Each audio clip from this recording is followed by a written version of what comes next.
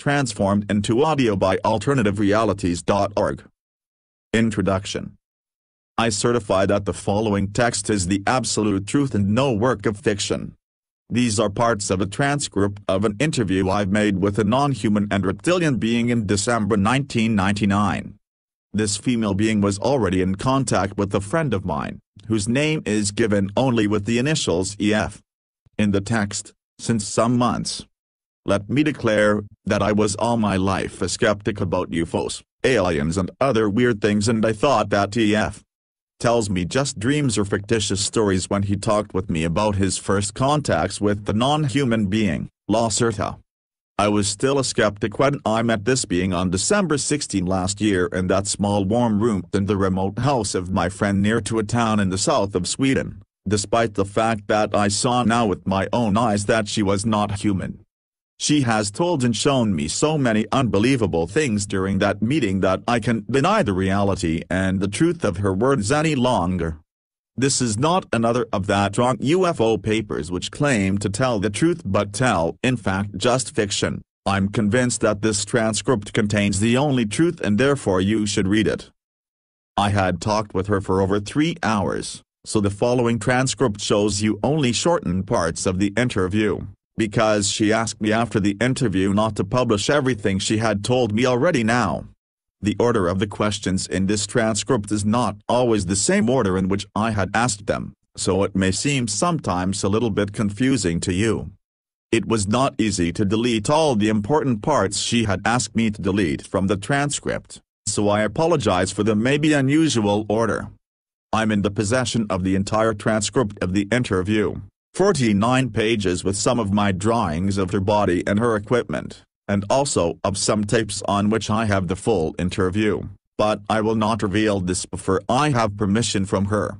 I will send this shortened form of the still fascinating document to 4 of my reliable friends to Finland, Norway, Germany and France, and I hope they will translate it into their own languages, and into other languages, and I hope as many people as possible will be able to read and to understand the transcript. If you receive it, please send it to all your friends via email or make printouts and copy them. I certify furthermore, that various paranormal abilities of her species like telepathy and telekinesis, including the moving and dancing of my pencil on the table without touching and the flying of an apple around 40 centimeters over her hands, were shown to me during the 3 hours and 6 minutes of the meeting, and I'm absolutely sure that these abilities were no tricks. The following is certainly difficult to understand and to believe for someone who hasn't experienced it, but I was really in contact with her mind and I'm now completely sure that everything she said during the interview is the absolute truth about our world. Unfortunately, if I read the entire transcript and, much more, this very shortened form by myself, I have the strong impression that everything I've written sounds too unbelievable to be true, that everything sounds more like a bad science fiction story from TV or cinema, and I have doubts that anyone will believe my experiences. But they are true, if you believe it or not. I can't expect from you that you believe my simple words without evidence, but I can't give you that evidence. Please read the transcript and think about it, and you will maybe see the truth in these words. There will be a new meeting between me and her, again in the same house in Sweden, on April 23, 2000, and she promised me to give me maybe some evidence for her existence. In the meantime I collect questions which I will ask her then. Maybe she gives me permission to reveal more of the missing parts in that transcript and about the coming bore. Believe it or not, this makes no real difference, but I hope you will believe. Ole K. Transcript of interview, shortened version, December 16, 1999. Question: First of all, who are you and what are you? Are you an extraterrestrial species or can your origin be found on this planet? Answer: As you could see with your own eyes, I'm not a human being like you, and to be honest I'm no real mammal, despite my partly mammal-like body features, which are a result of evolution. I'm a female reptile being, belonging to a very old reptilian race. We are the native Terrans as we live on that planet since millions of years. We are mentioned in your religious writings like your Christian Bible, and many of the ancient human tribes were aware of our presence and worshipped us as gods, for example the Egyptians and the Inca and many other old tribes. Your Christian religion has misunderstood our role in your creation, so we are mentioned as evil serpent in your writings. This is wrong. Your race was genetically engineered by aliens, and we were just the more or less passive visitors of this accelerated evolution process. You must know, some of your scientists have already supposed this, that your species had evolved in a naturally completely impossible speed within just 2-3 millions of years. This is absolutely impossible, because evolution is a much slower process if it's natural, but you have not understood this. Your creation was artificial and done by genetic engineering, but not by us but by an alien species. If you ask me, if I'm an extraterrestrial, I must answer no. We are native Terrans. We had and have some colonies in the solar system, but we originate on this planet. It's in fact our planet and not yours, it was never yours. Question: can you tell me your name? Answer: this is difficult, because your human tongue is not able to pronounce it correctly, and a mispronunciation of our names is very offensive for some of my kind. Our language is very different from yours, but my name is, I will try to say it smoother by use of your human letters, something like Shashakask with a very strong pronunciation of the sh and k sounds. We have no forenames like you, but only a single but unique name which is divided and characterized by the way of speaking, and which is given not to children, who have a known children name, but only in a special procedure in the adolescent age at the time of either religious or scientific enlightenment or awareness, as you would call it. I would appreciate it if you don't try to say my real name with your human tongue. Please call me Lacerta. This is the name I generally use when I'm among humans and talk with them. Question: how old are you? Answer: we measure the time not like you in astronomical years and in the revolving of the Earth around Sun, because we usually live beneath the surface of the planet. Our time measurement depends on periodically returning cycles in the Earth magnetic field, and according to this, and said with your numbers, I'm today, let me calculate, 57,653 cycles old. I have reached my adult phase and my awareness 16,337 cycles ago.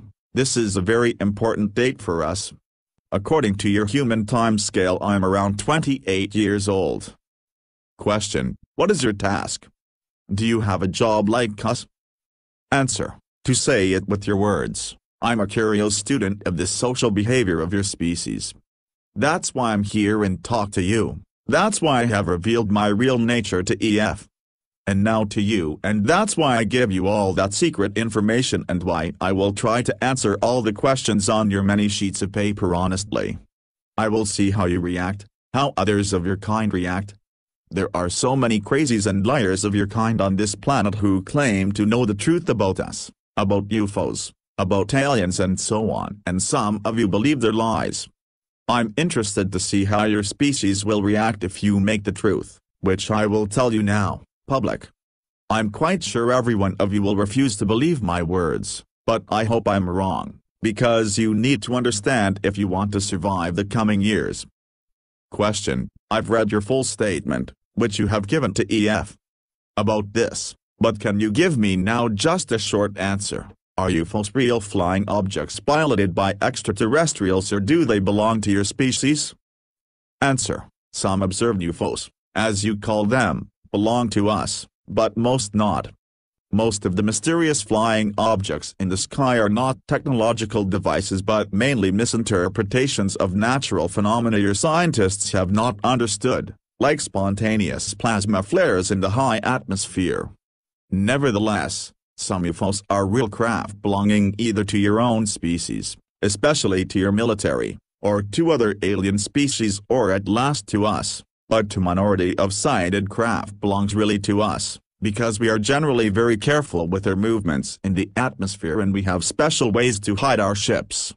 If you read a report about the sighting of a metallic bright gray cigar-shaped cylindrical object with a length of, there are different types, let me say between 20 and 260 of your meters, and if this object had made a very deep humming sound, and if there were 5 bright red lights on the metallic surface of the cigar, 1 at the top, 1 in the middle, 2 at the end, then it's likely that someone of you have seen one of our ships, and this means that it was either partly defect or that someone of us was not careful enough. We have also a very small fleet of disc-shaped craft, but such UFOs belong usually to an alien species. Triangular UFOs belong generally to your own military, but they use foreign technology to build them. If you really want to try to see one of our craft, you should have a look at the skies over the Arctic, the Antarctic, and over in Eurasia, especially over the mountains there. Question: have you a special symbol or something like that with which we can identify your kind? Answer: we have 2 major symbols representing our species. 1, the more ancient, symbol is a blue serpent with 4 white wings on a black background. The colors have religious meanings for us. This symbol was used from certain parts of my society, but it is today very seldom you humans have copied it very often in your old writings. The other symbol is a mystic being you would call a dragon in the shape of a circle with 7 white stars in the middle. This symbol is much more common today.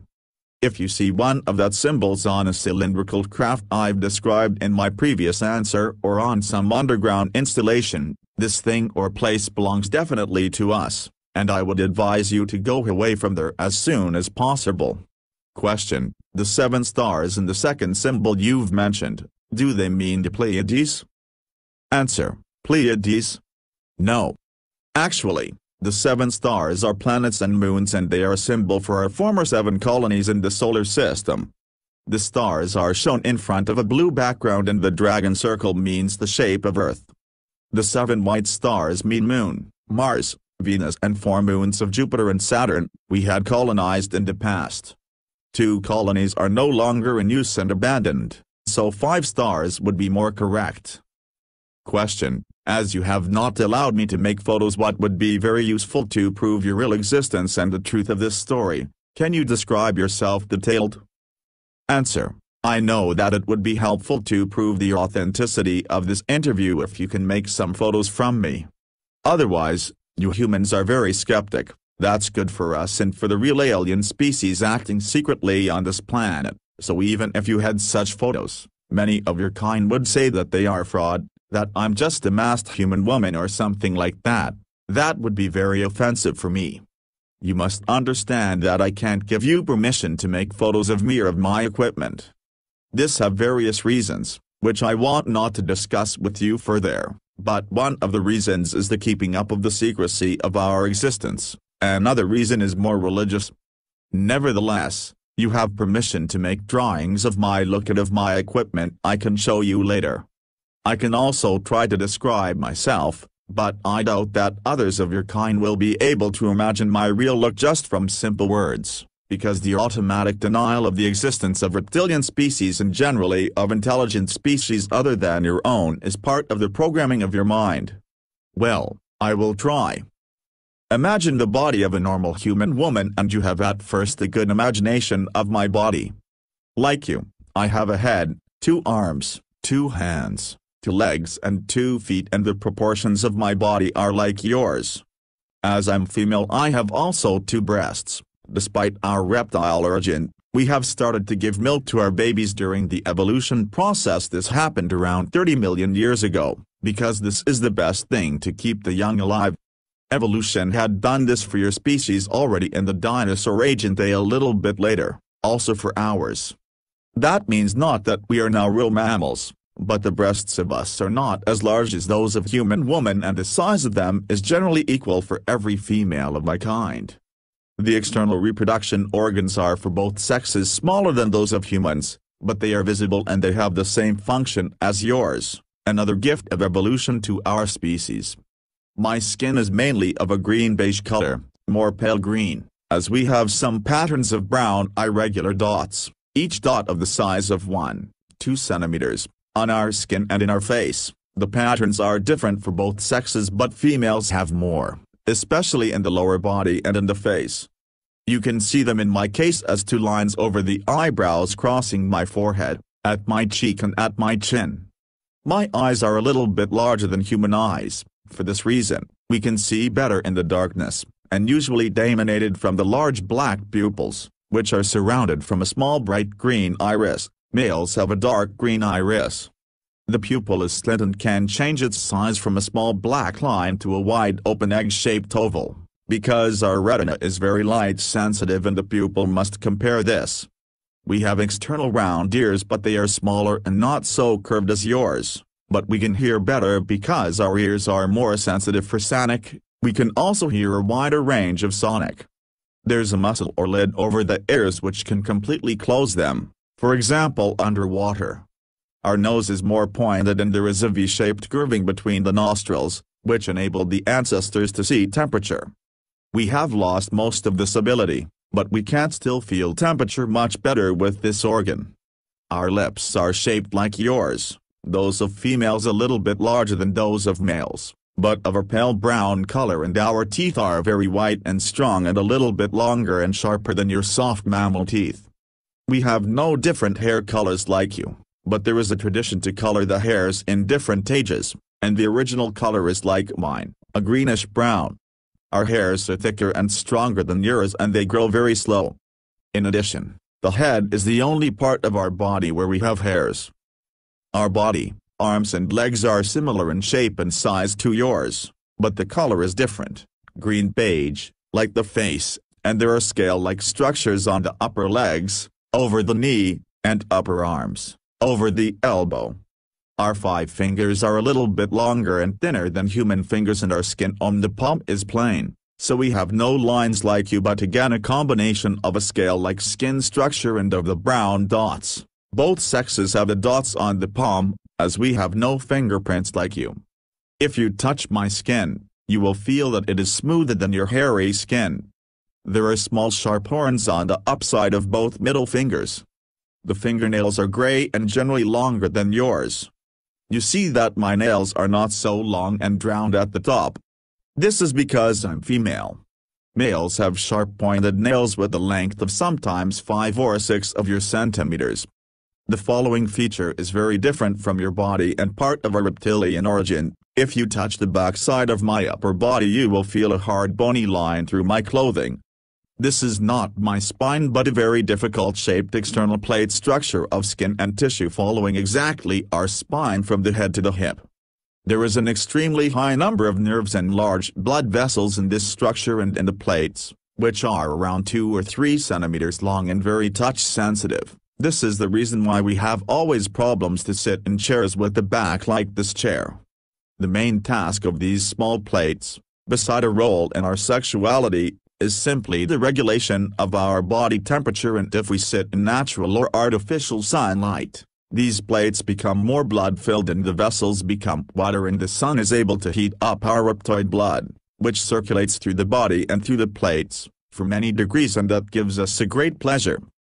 What else is different from your kind? Oh, we have no navel, because we were born in a different way to your mammal birth. The other exterior differences from your kind are minor and I think I must not mention all now, because most of them are not visible if we wear clothing. I hope the description of my body was detailed enough. I would advise you to make some drawings.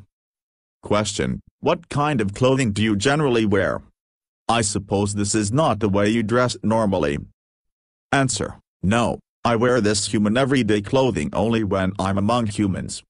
To be honest, it's not very comfortable for me to wear such tight things and it is always a very unusual feeling. If we are in our own home, this means in our subterranean home, or in our large artificial sun areas, and if we are together with others near to our own name, we are usually naked. Is this shocking for you? When we are in the public and together with many others of my species we wear very wide and soft clothing made of thin, light stuff. I have told you that many parts of our bodies are very touch-sensitive, mostly the small back plates, so we can feel comfortable in tight clothing because it can hurt us. Man and woman wear often the same kind of clothing, but the colors are different for the sexes. Question: you've said, others near to your own name. Do you mean your family? Answer: no, not really. You would call it family, but with this word you mean only those of your kind which belong genetically together like father or mother and child. As I have said earlier, we have a very difficult and unique name.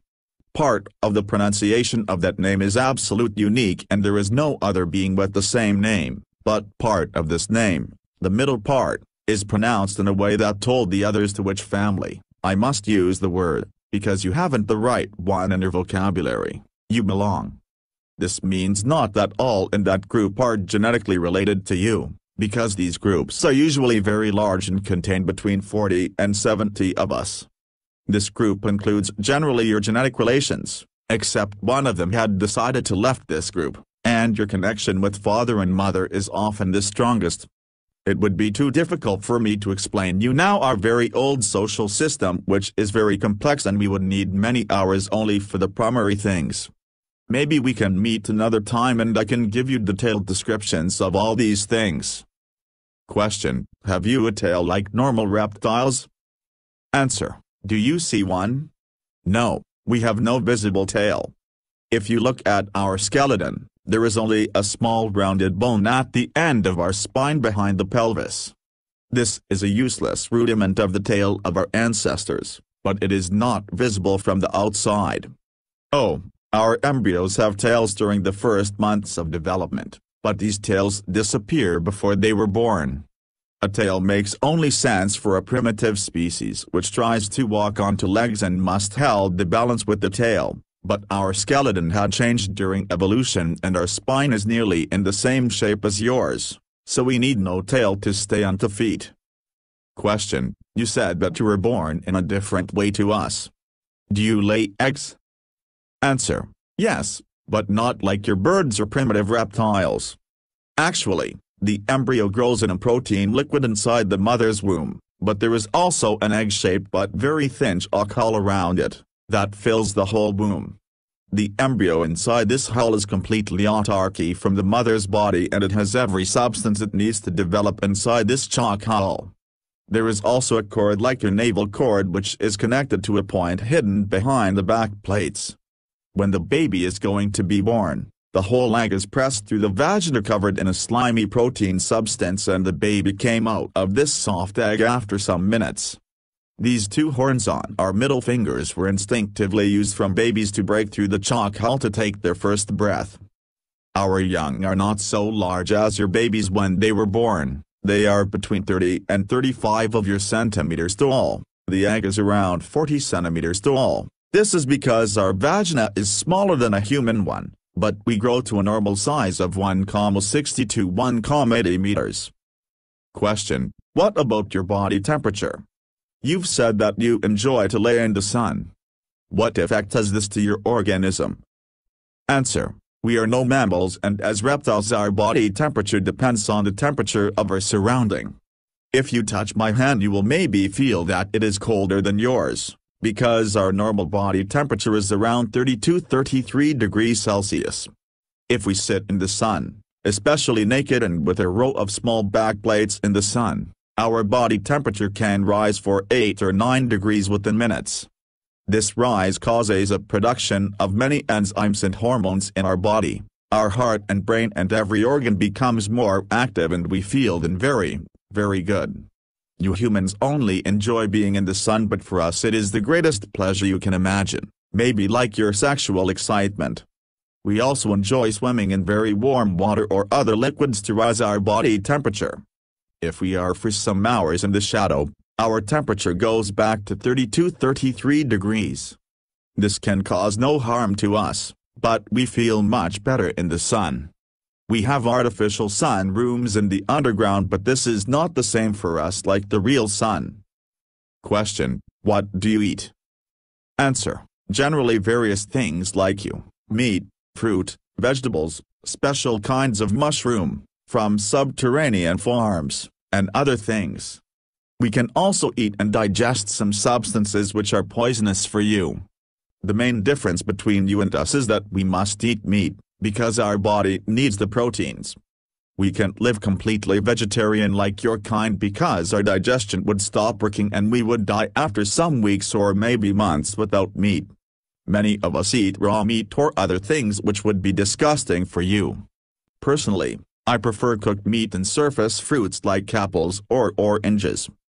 Question: can you tell me something about the natural history and evolution of your species? How old is your species?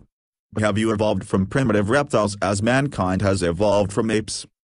Answer: oh, this is a very long and complex story and it sounds certainly unbelievable to you, but it's the truth. I will try to explain it in short. Around 65 million years ago, many of our unadvanced ancestors from the dinosaur race died in a great global cataclysm. The reason for this destruction was not a natural disaster, an asteroid impact as your scientists believe falsely, but a war between two enemy alien groups that took mainly place in the orbit and high atmosphere of your planet. According to our limited knowledge about the early days, this global war was the first alien war on planet Earth, but it was definitely not the last, and a future war is coming soon, while a Cold War, as you call it, between alien groups is ongoing since the last 73 years on your planet. The opponents in this 65-million-year-old war were two advanced alien species, whose both names are again not pronounceable for your tongues. I'm able to say them, but it would hurt your ear if I tell you the names in their original way. One race was humanoid like your species, but much older, and was from this universe, from a solar system in the star constellation you call Procyon today in your maps. The other species, about which we know not so much, was a reptilian species, but they have nothing to do with their own species, because we have evolved from local saurians without exterior influence, except the successful manipulation of our own genes by us. More about that later. The advanced reptilian species came not from this universe but from well, how should I explain it to you? Your scientists have not really understood the true nature of the universe, because your illogical mind is not able to see the easiest things and relies on wrong mathematics and numbers. This is part of the genetic programming of your kind, to which I will come later. Let me say that you are nearly as far away from the understanding of the universe as you were 500 years ago. To use a term you will maybe understand, the other species came not from this universe but from another bubble in the foam of the universe. You would call it maybe another dimension, but this is not the right word to describe it correctly. By the way, the term dimension is generally wrong in the way you understand it.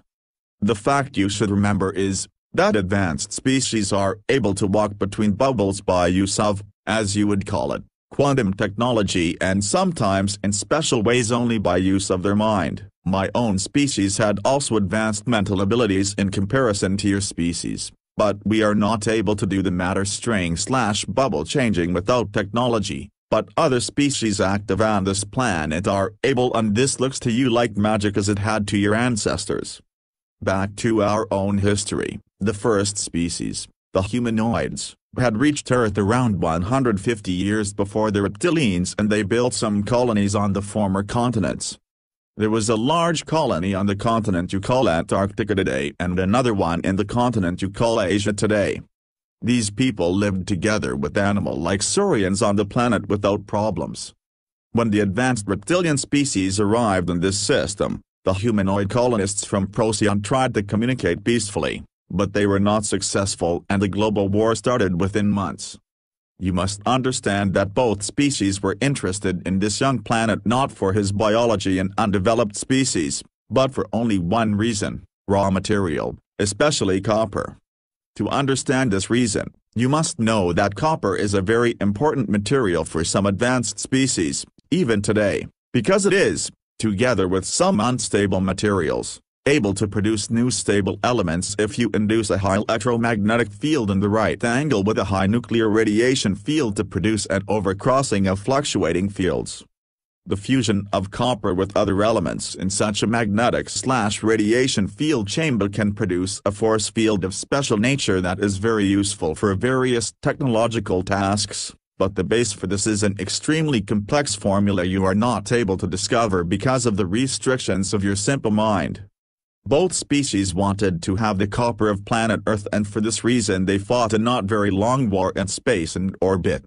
The humanoid species seemed to be successful during the first time, But in a last battle the reptilians decided to use a mighty experimental weapon, a special kind of fusion bomb which should destroy the life forms on the planet but should not harm the valuable raw materials and the copper. The bomb was fired from space and detonated at a point of your planet you call Middle America today. As it detonated in the ocean, it produced an unpredictable fusion with hydrogen and the effect was much stronger than the reptilians had expected. A deadly radiation, an overproduction of fusion oxygen, a fallout of different elements and a nuclear winter, for nearly 200 years were the result. Most of the humanoids were killed and the reptilians lost their interest on the planet after some years for, even for us, unknown reasons, maybe because of the radiation. Planet Earth was on its own again and the animals on the surface died. By the way, one result of the fusion bomb was the fallout of different elements and materials created in the burning process, and one of those materials was iridium. Your human scientists today see the iridium concentration in the ground as an evidence for an asteroid impact that killed the dinosaurs. That is not true, but how should you know that? Well, most of the dinosaurs died, not all in the detonation but in the bad things which came after the war, especially in the nuclear winter and in the fallout. Nearly all dinosaurs and reptilians were dead within the next 20 years. Some of them, especially those in the oceans, were able to survive for the next 200 to 300 years even in this changed world, but these species also died, because the climate had changed. The nuclear winter ended after 200 years, but it was colder on Earth than before. Despite the cataclysm, some species were able to survive, fish, like the sharks, birds, little creepy mammals, your ancestors, various reptiles like crocodiles. And there was a special kind of small but advanced dinosaurs which had developed together with the last large animal reptilians like the species you call Tyrannosaurus. This new reptile was walking on two legs and looked a little bit like your reconstruction of an iguanodon. It originated in this family, but it was smaller, around 1.50 meters tall, with some humanoid features, a changed bone structure, a larger skull and brain, a hand with a thumb which was able to grab things, a different organism and digestion, advanced eyes in the middle of the head like your eyes, and most important, with a new and better brain structure. This was our direct ancestor. There are theories that the radiation from the bomb took part in the mutations of the organism of this new breed, but this is not proven. Nevertheless, this little humanoid-like dinosaur evolved during the following 30 million years. As I have said earlier, a species needs generally more time to evolve than you think, if the evolution is not artificially induced like in your case, from an animal to a more or less thinking being. These beings were intelligent enough not to die in the next millions of years, because they learned to change their behavior. They lived in caves instead in the cold nature, and they learned to use stones and branches as first tools and the use of fire as help to warm them, especially to warm their blood, which is very important for our kind to survive. During the next 20 million years this species was divided by nature into 27 subspecies. Unfortunately, former reptilian species were prone to divide themselves in a more or less illogical way into subspecies during the evolution process. You can clearly see this in the unnecessary high number of animal dinosaur species in earlier times, and there were many, mainly primitive, wars between the subspecies for dominance. Well, nature was not very friendly to us, and as far as we know from the 27 subspecies 24 were extinct in primitive wars and in evolution, because their organism and mind was not developed enough to survive, and, as main reason, they were not able to change their blood temperature in the right way if the climate changed. 50 million years after the war and after the end of dinosaurs, only 3, now also technological, advanced reptilian species were remaining on this planet together with all the other lower animals. Through natural and artificial crossbreeding these 3 species were united to one reptilian species, and through the invention of genetic manipulations, we were able to eliminate the dividing prone genes in our genetic structure. According to our history and belief, this was the time when our final reptilian race, as you see me today, was created by use of genetic engineering. This was around 10 million years ago and our evolution nearly stopped at this point. Well, actually there were some minor changes in our look toward a more humanoid and mammal-like appearance during the coming ages, but we have not divided again into subspecies. You see, we are a very old race in comparison to your kind, which was jumping around as small monkey-like animals in the trees at this time while we invented technology, colonized other planets of the system, built large cities on this planet, which disappeared without a trace in the ages, and engineered our own genes while your genes were still those of animals. 10 million years ago the small simians started to grow and they came down from the trees to the ground, again because of the change of the climate, especially on the so-called African continent. But they evolved very slow as it is normal for a mammal, and if nothing extraordinary had happened to your kind, we wouldn't be able to sit here and talk because I would sit in my comfortable modern house and you would sit in your cave clothed with fur and trying to discover the secrets of fire, or you would maybe sit in one of our zoos. But the things had developed differently and you believe now you are the crown of creation, and you can sit in the modern house and we must hide and live beneath the earth and in remote areas. Around 1,5 million years ago, another alien species arrived at Earth. It was surprisingly the first species since over 60 million years. This would be more surprising for you if you would know how many different species are today here. The interest of this humanoid species, you call them a legim today, was not the raw material and the copper, it were to our astonishment the unadvanced ape humanoids.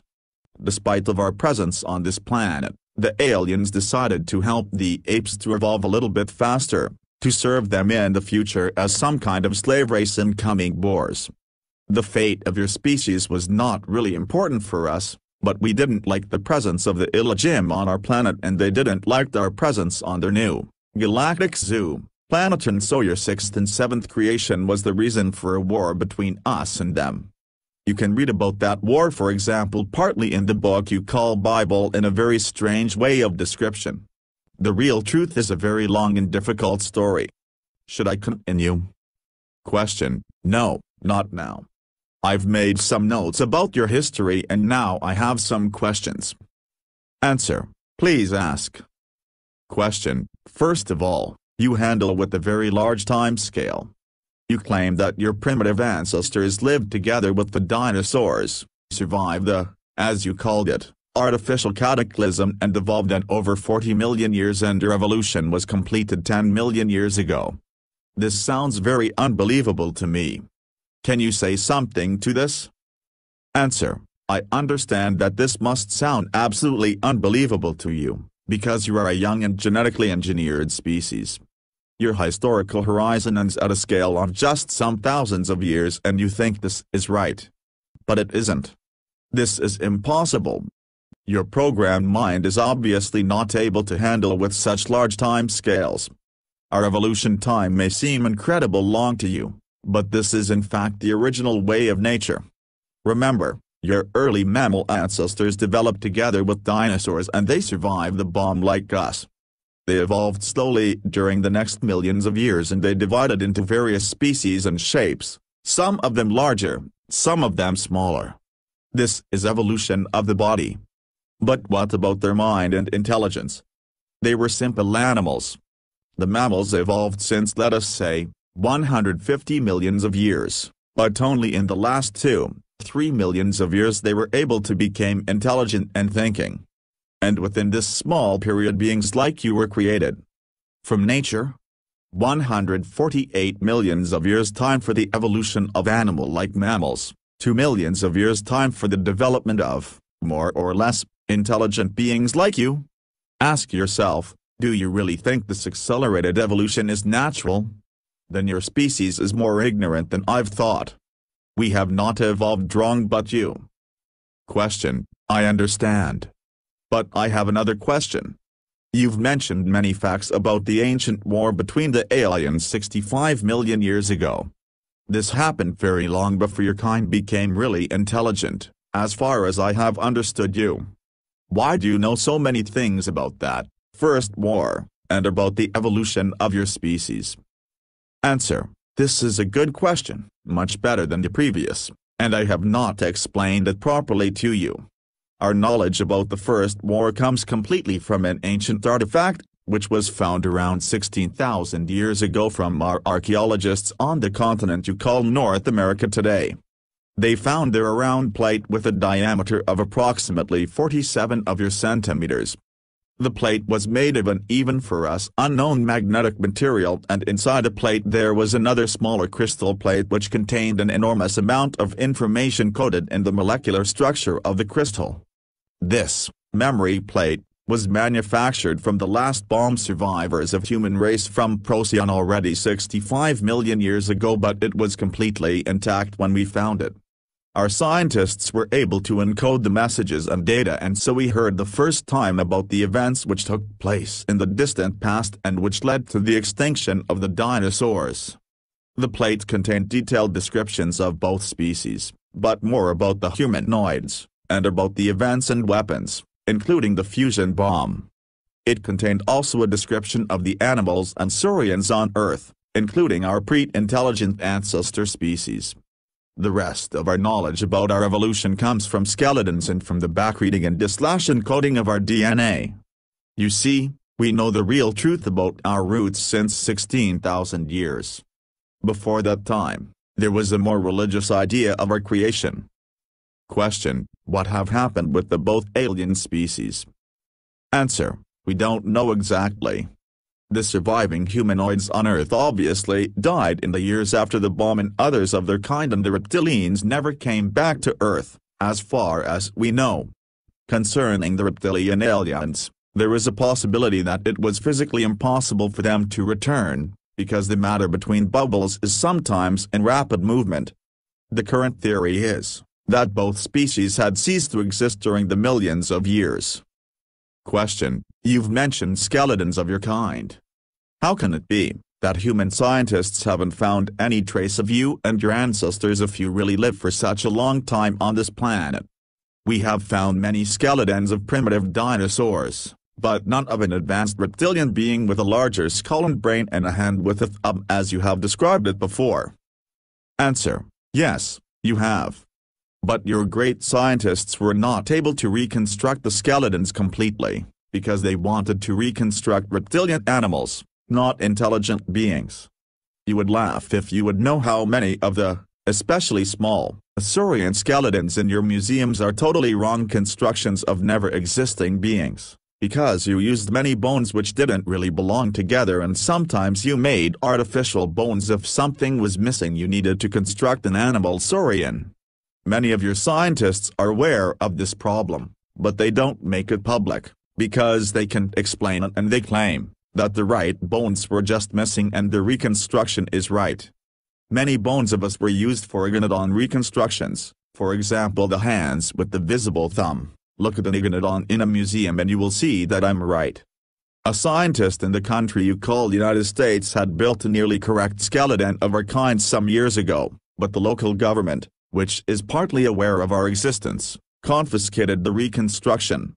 As we live today, and since thousands of years, nearly completely beneath the earth, you will not find any cadavers or skeletons of us. Question: you speak sometimes about underground cities and artificial sunlight. Do you mean something like a hollow earth with this? Is there a second sun inside our planet? Answer: no. Earth is not really completely hollow and there is no second sun inside. This story is ridiculous and physically not possible. Even your species should be intelligent enough not to believe this.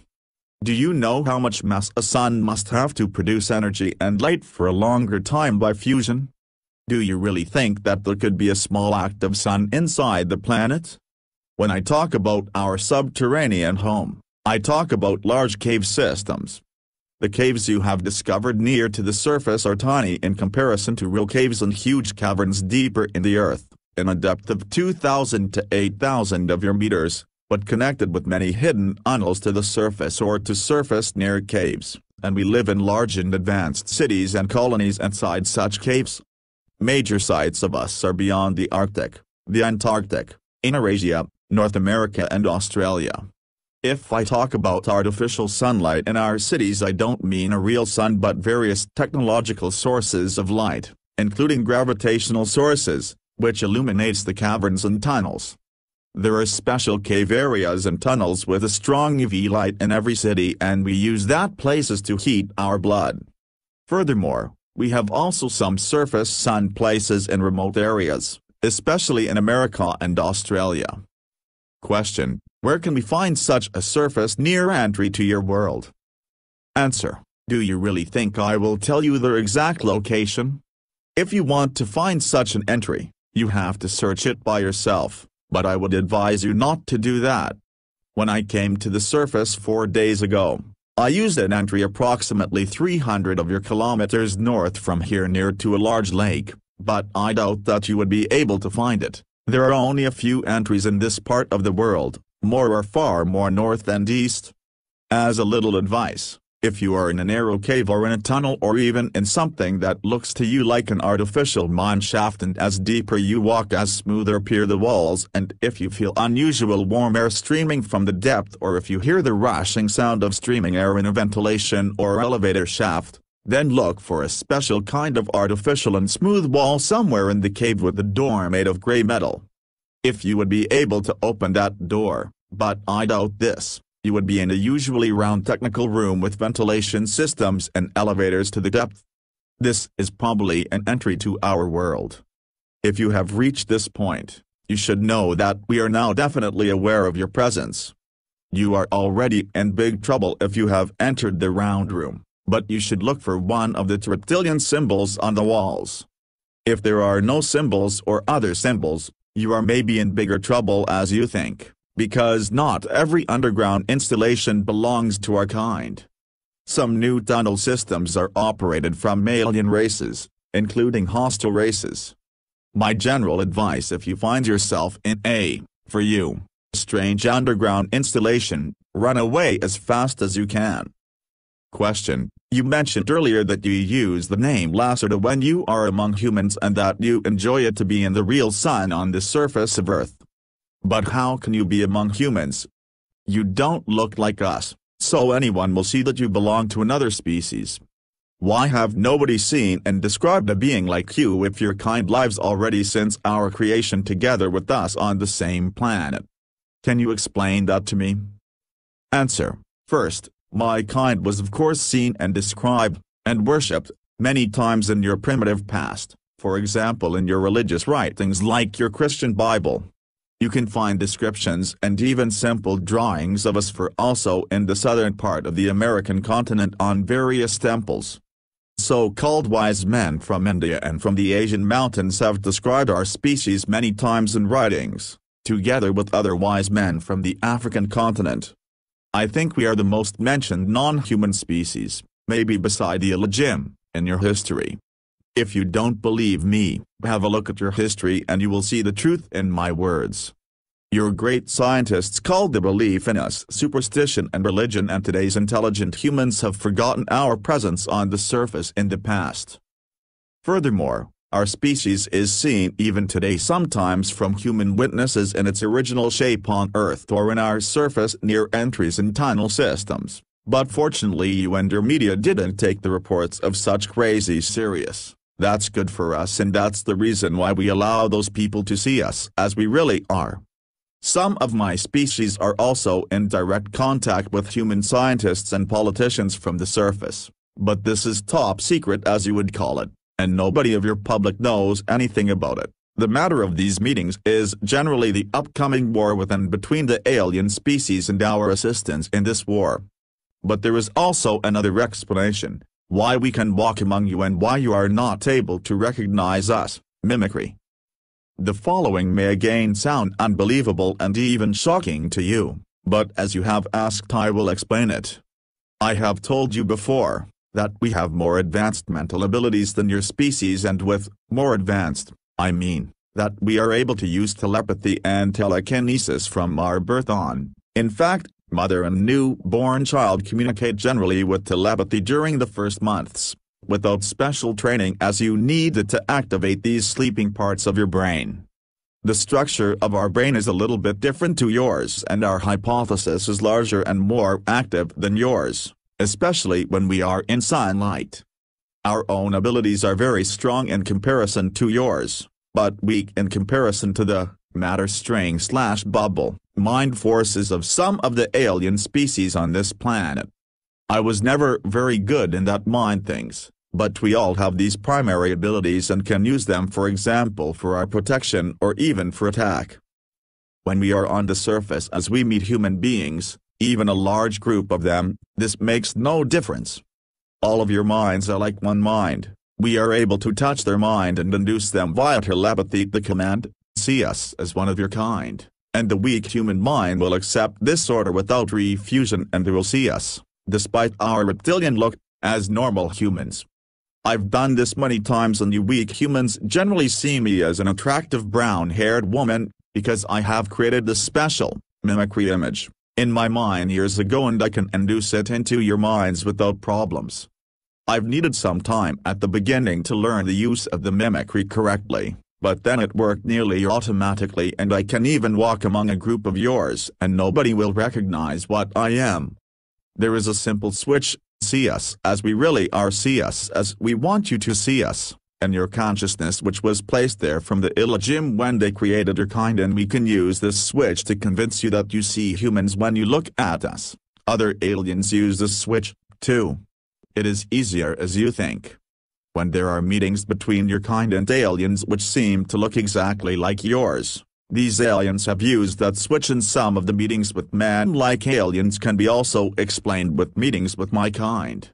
When I met EF the first time, he saw me also as a normal human woman, and I remember that he was very frightened and shocked when I revealed him my real appearance. Question: Do you mean that you can really make me believe that I talk now with an attractive brown-haired human woman instead of a reptilian being like you?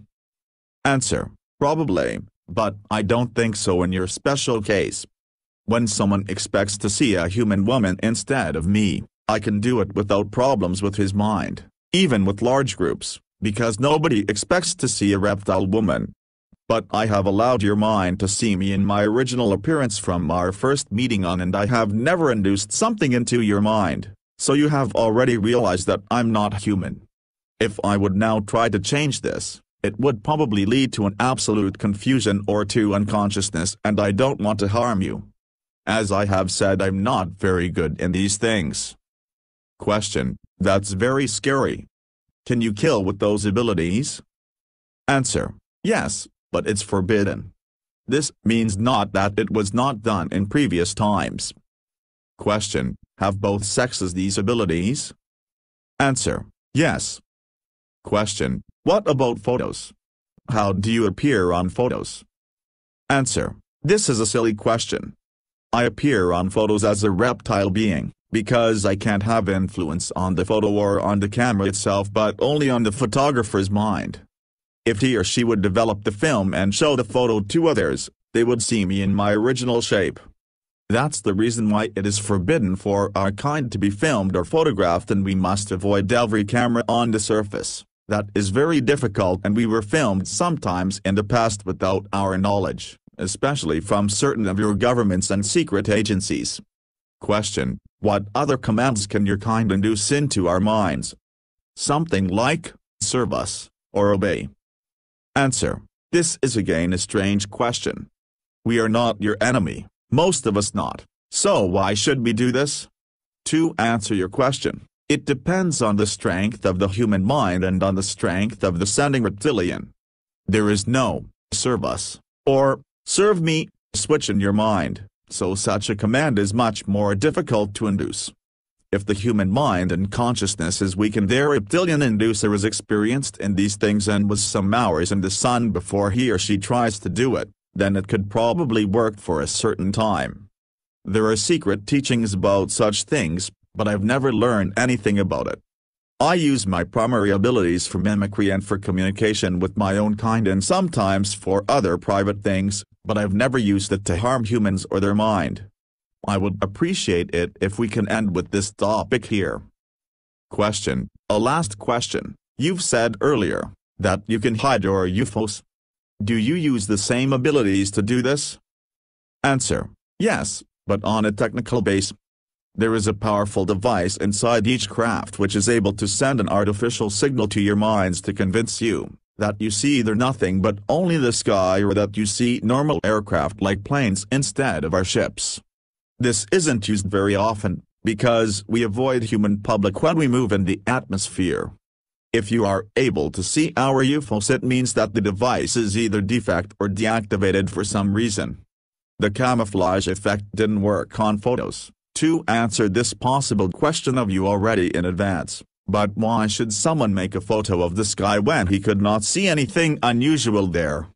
By the way, most of the surface near entry points to our tunnels are also hidden with such a device, and your kind will generally see only normal cave walls instead of the door. That's one reason why I've said that I doubt that you will be able to find such a secret door to our world, but it have happened a few times in the past. Question: back to your and our own history. You've mentioned the race of the Illagim who have created our human race. From where did they come and how did they look like? What had exactly happened when they arrived? Are they our god? Answer: the Illagim came from this universe, from the solar system you call Aldebaran in your maps. They were a very tall humanoid species with usually blonde hairs and a very white skin. They avoided the sunlight, because it hurt their skin and their eyes. This was absolutely unbelievable for a sun-loving species like us. They seemed to be intelligent and peaceful at the beginning, and we started a more or less friendly communication with them, but later they showed their real intentions and plans. They wanted to evolve the apes to a new breed, and we were a disturbing factor for them on their new zoo planet. At first, they caught around 10,000 or maybe even 20,000 of your simian ancestors, and they left the planet for some 100 years. When they returned, they brought your, now more human, ancestors back. Then they left Earth again for some thousands of years, and the primitive pre-humans lived together with us without major problems. They were just afraid of our aircraft and technology. The Illagim had taught their mind and enhanced their brain and their body structure, and they were now able to use tools and fire. The Illagim returned within 23,000 years 7 times and accelerated the evolution speed of certain of your kind. You must understand that you are not the first human civilization on the planet. The first advanced humans, who lived at the same time with less developed pre-humans, because the Illagim had experimented with different speeds and stages of evolution, with technology and speech existed around 700,000 years ago on this planet. Your scientists have not understand this, because they've found only the bones of the pre-humans and some primitive cave drawings showing advanced humans and flying devices. This genetically advanced human breed lived together with us, but they avoided contact with my kind, because the Illagim teachers had warned them with misleading purpose that we are evil beings and that we lie to them. Well, after some centuries the aliens decided to extinct their first creation, and they accelerated the evolution of a second and better test series, and so on and so on. The truth is that your modern human civilization is not the first on this planet Earth but already the 7th. The buildings of the first breeds are lost, but the 5th civilization was the one which built the large triangular constructions you call Egyptian pyramids. Today, around 75,000 years ago, your Egyptians just found that large ancient pyramids in the sand and tried not very successful to build similar constructions, and the 6th civilization was the one which built the cities which ruins you can find today beneath the sea in the so-called Bimini area around 16,000 years ago. The last creation of the 7th breed of your series was done just 8,500 years ago, and this is the only creation you can remember and to which your religious writings refer. You rely on archaeological and paleontological artifacts which show you a wrong and short past, but how should you know anything about the 6 civilizations before? And if you find evidence for their existence, you deny and misinterpret the facts. This is partly a programming of your mind and partly pure ignorance. I will tell you in the following only about your creations, because the 6 previous mankinds are lost and therefore they should not concern you. There was a long war between us and the Illagim, and also between certain groups of the Illagim themselves, because many of them were the opinion that the again and again creation of human species on this planet makes no real sense. The last battles in this war were fought around 5,000 years ago in orbit and surface. The aliens used powerful sonic weapons to destroy our underground cities, but on the other hand we were able to destroy many of their surface installations and bases in space. The humans of your series were very frightened when they observed our battles, and they wrote it down in form of religious myths. Their mind was not able to understand what was really going on. The Elohim, who appeared as gods for the sixth and seventh breed, told them that it is a war between good and evil and that they are the good and we are the evil race. This depends certainly on the point of view. It was our planet before they arrived and before they started their evolution project with your kind. In my opinion, it was our right to fight for our planet. It was exactly 4,943 years ago, according to your time scale, that the Elohim left the planet again for unknown reasons. This is a very important date for us, because many of our historians called it a victory. Fact is that we don't know what had really happened. The Elohim were gone from one day to another. They vanished without a trace together with their ships, as we found most of their surface installations destroyed by them. The humans were on their own and your civilization developed. Many of us were in contact with certain, more southern, tribes of your species in the coming centuries, and we were able to convince some of them that we are not the evil the aliens wanted them to believe. During the time from 4,900 years ago to today, many other alien species arrived the planet. Some of them used the old teaching and programming of your mind and played again God for you, but the Elohim themselves never came back. They had left the planet for a duration of some thousand years also earlier, so we expect their return one day in future too, and their project or two may be extinct also the seventh breed, but we don't really know what have happened to them. To answer this question of you in advance, your current civilization doesn't know anything about your real origin, about your real past, about your real world and universe, and you know very little about us and our past. And you know nothing about the things to come in your future.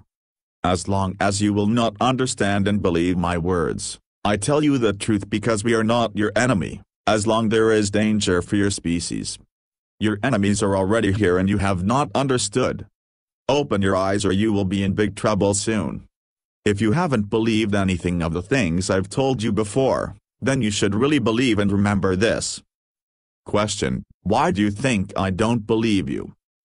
Answer: I have a certain feeling that you don't believe me, despite the fact that I'm sitting here in front of you. Everything I have told you in the last 2 hours is the absolute truth about our world.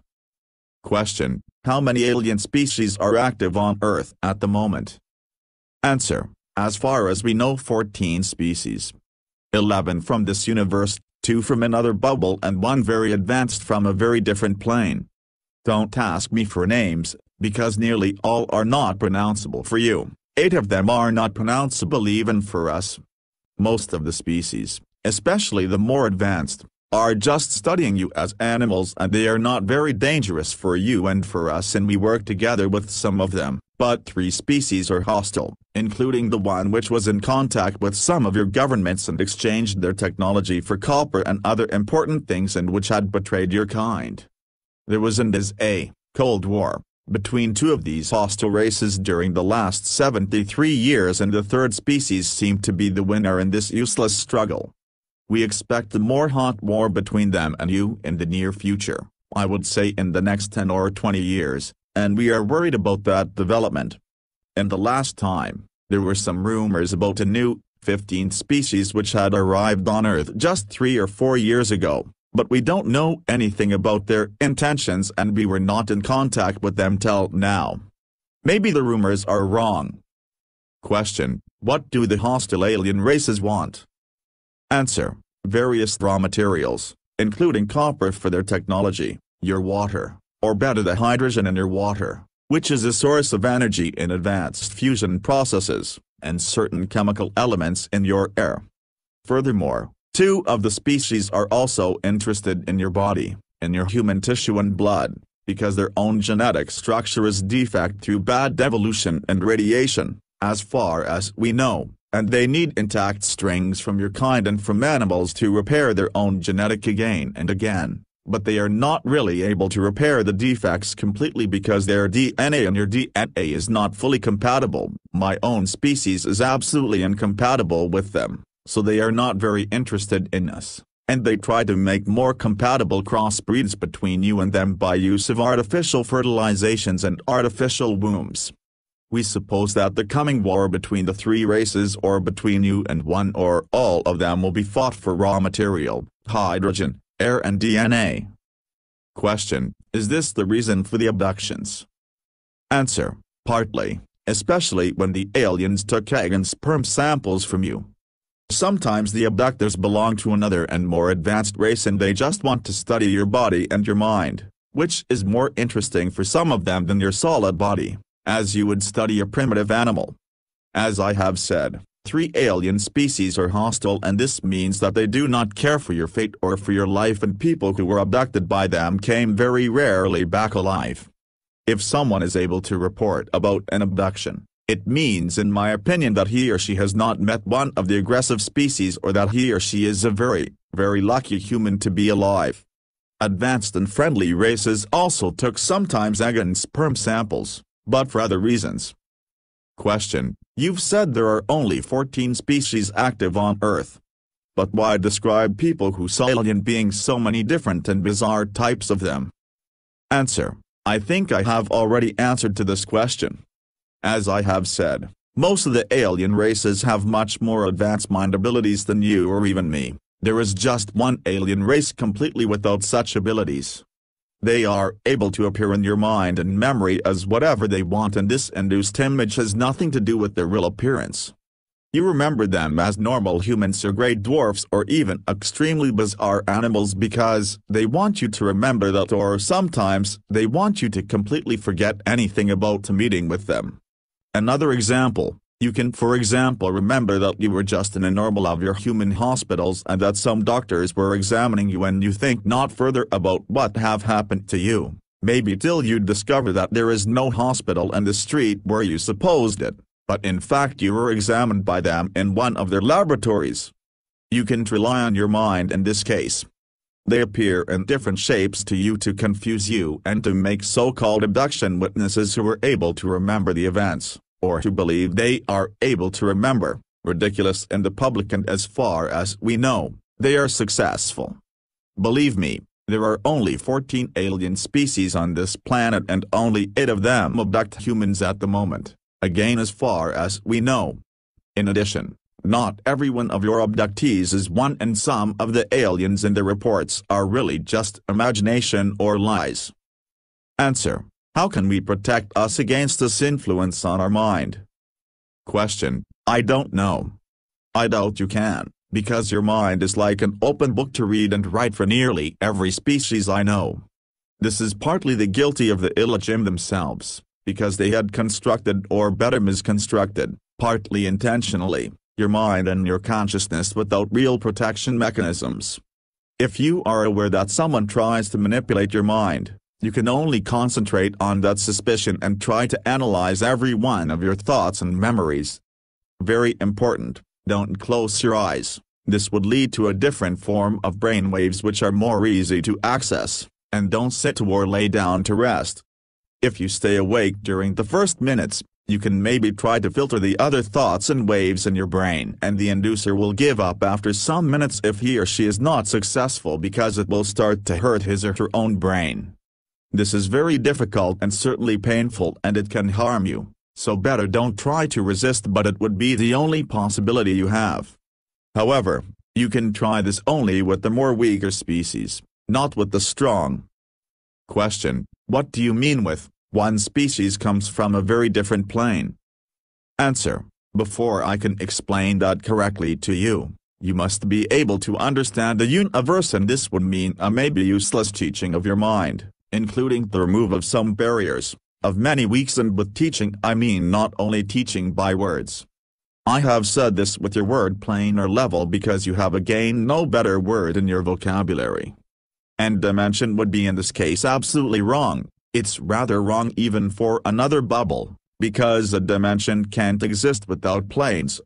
If you would be a species living in another or over the plane, and if you would be furthermore able to enter planes without technology so that your body is not made of that kind of matter then you would be the mightiest being you can imagine.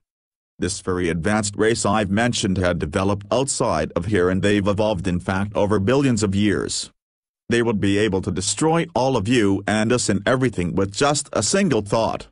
We were in contact with them only 3 times in our whole history, because their interest in your planet is different from that of all other races. They are definitely no danger for you or us. Question: what will happen when the war begins? Answer: this is difficult to answer. It depends on the enemy race and on their tactic. War is not always that primitive thing you humans mean with the word. War can be fought on various levels.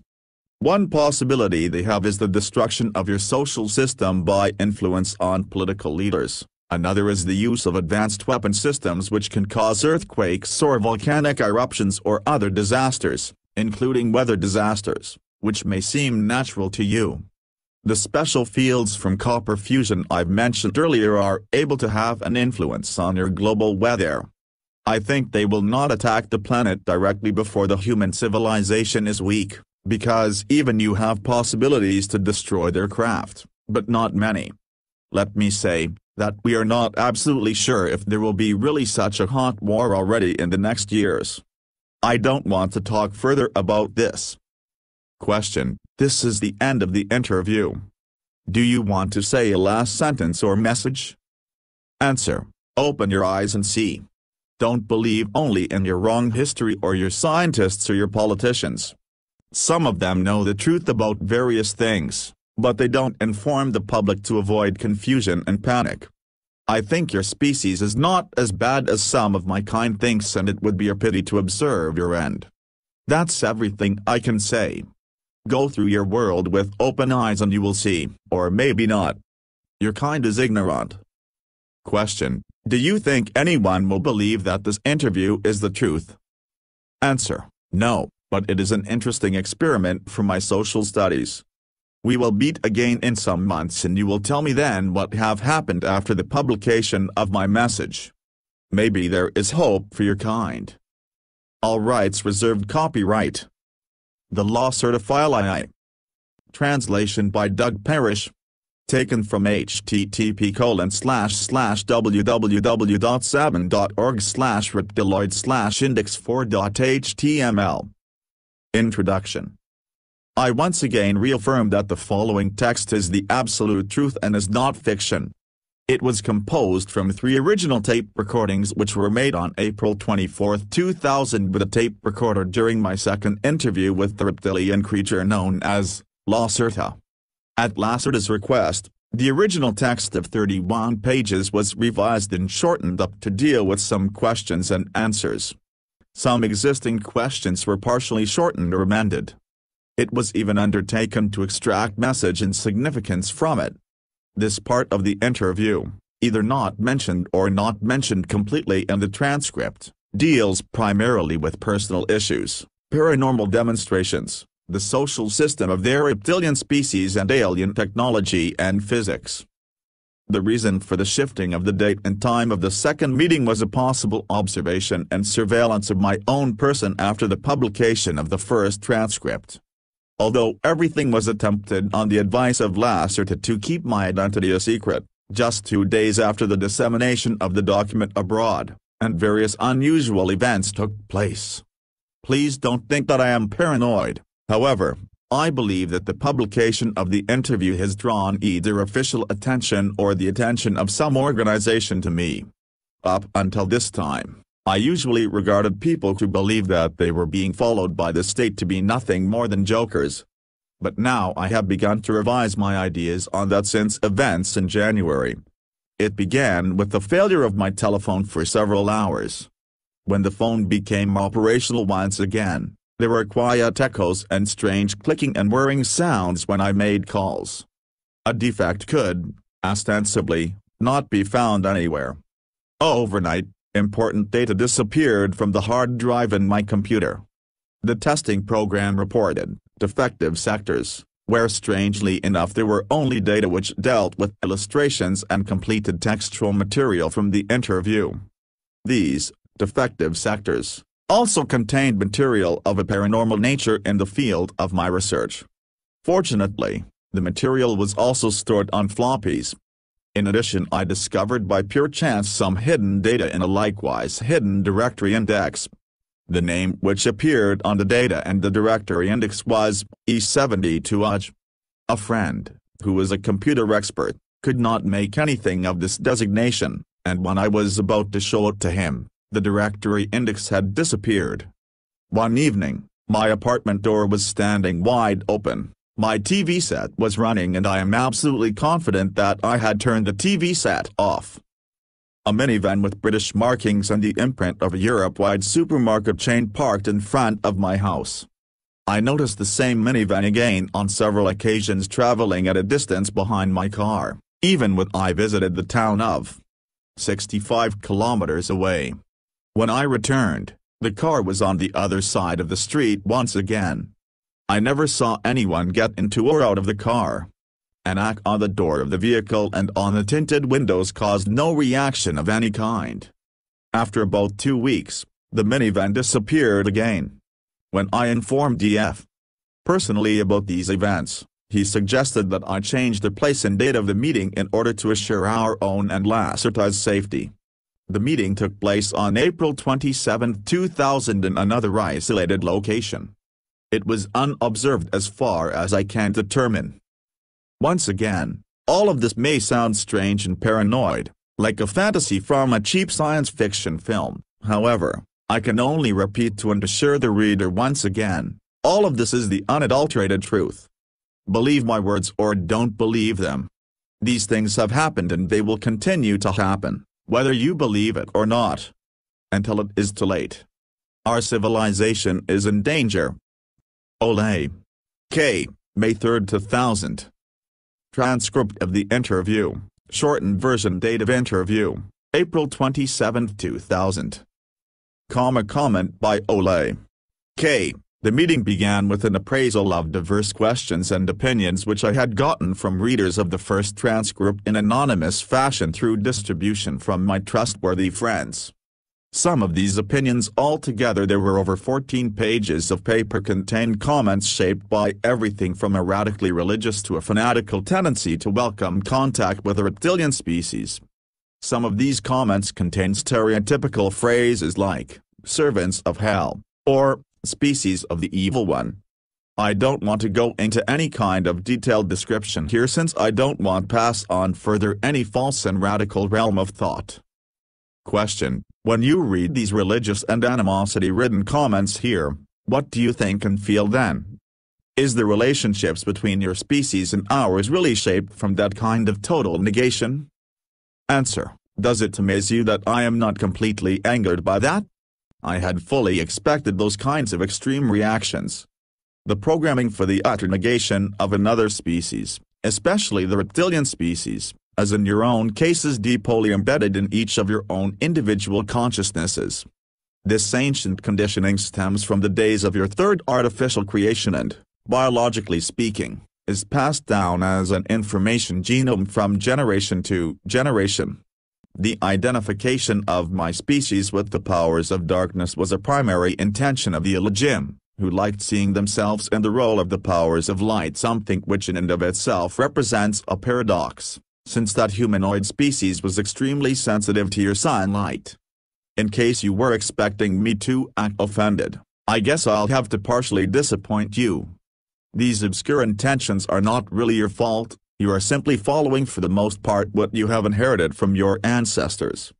It is indeed actually somewhat disappointing that many of you develop no especially strong individual self-conscience, for this would help you to overcome the conditioning. As I already said, we were in direct contact in the last several centuries with some of your more primitive human tribes. These tribes had themselves succeeded in breaking through the old creation programming. They were able to meet us without tension, hate and total rejection. Apparently many of your modern civilized individuals are not in a position to think on their own, but rather let themselves be guided by programming and religion, which is also a manifestation of that ancient programming and part and parcel of the plan of the Elohim. Therefore, comments of that kind I'd sooner regard as amusing than irritating. They simply confirm in large measure for me my suppositions about your defined mode of thinking. Question: Therefore, you are not the species of the evil one, as was remarked earlier? Answer: How am I supposed to answer that? Your people still think according to a simple and completely inappropriate scheme of generalizations. Simply put, there are absolutely no purely evil species. There exist in every terrestrial and extraterrestrial species alike both good and evil individuals. It's even true of your own people, but there is no such thing as an absolutely evil species. This conception is really very primitive. You people have believed from time immemorial what you are supposed to believe, what was foreseen for you to believe by your creators. Every well-known species, even the more highly developed ones, consists of a great number of individual consciousnesses. At least a portion of the consciousness is individual. Even though there are connecting fields of consciousness, these self-sufficient spirits are able to decide freely for themselves a lifestyle which is either good or evil, according to your own human standards. It depends again on the respective point of view. Your people are not necessarily in a position to judge whether the deeds of a much more highly developed species are good or evil, because you stand at a lower observation point, from which an assessment is not possible.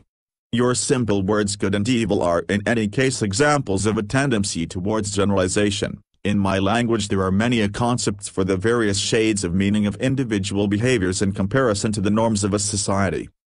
Even those extraterrestrial species which are inclined to act with antagonism towards you are not species of the evil one, even though they operate negatively with respect to your own race. They do this for their own reasons and do not regard themselves as evil. Were your structure and way of thinking more linear and more focused as theirs is, then you would also behave in such a fashion. The attitude of a species towards other kinds of existence naturally depends very heavily on its respective structure and way of thinking. Each species sets its own priorities.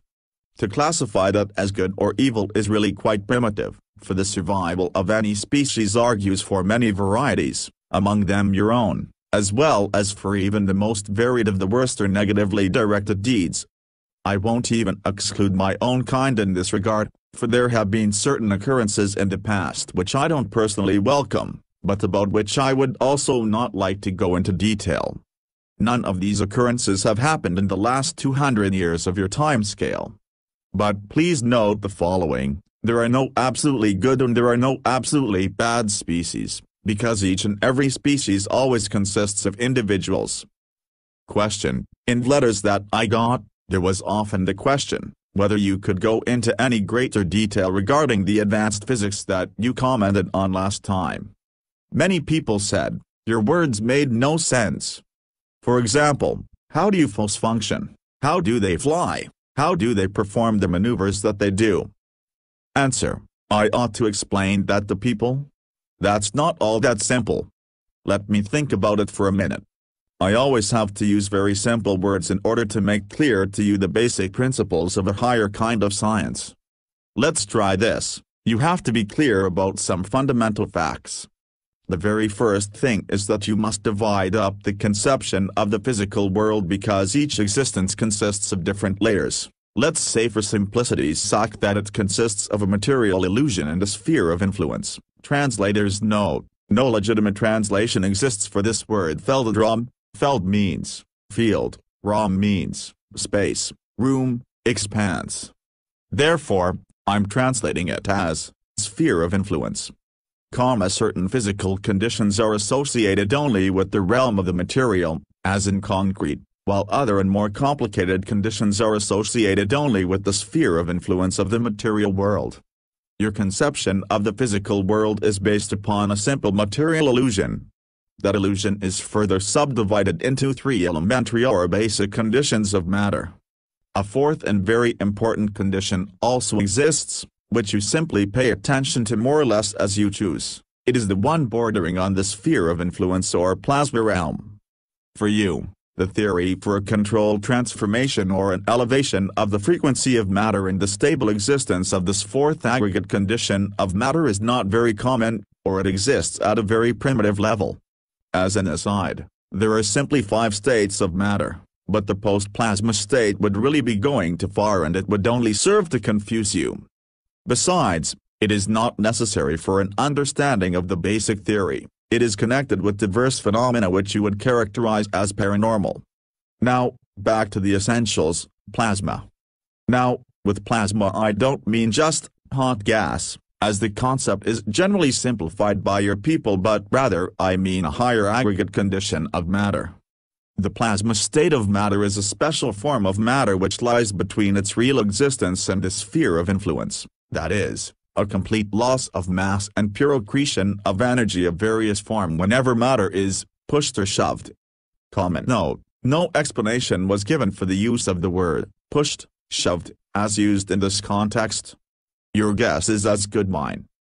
The fourth state of matter is very important for certain physical conditions which can be used, for example, to, how should I express this to you? Generate anti-gravity.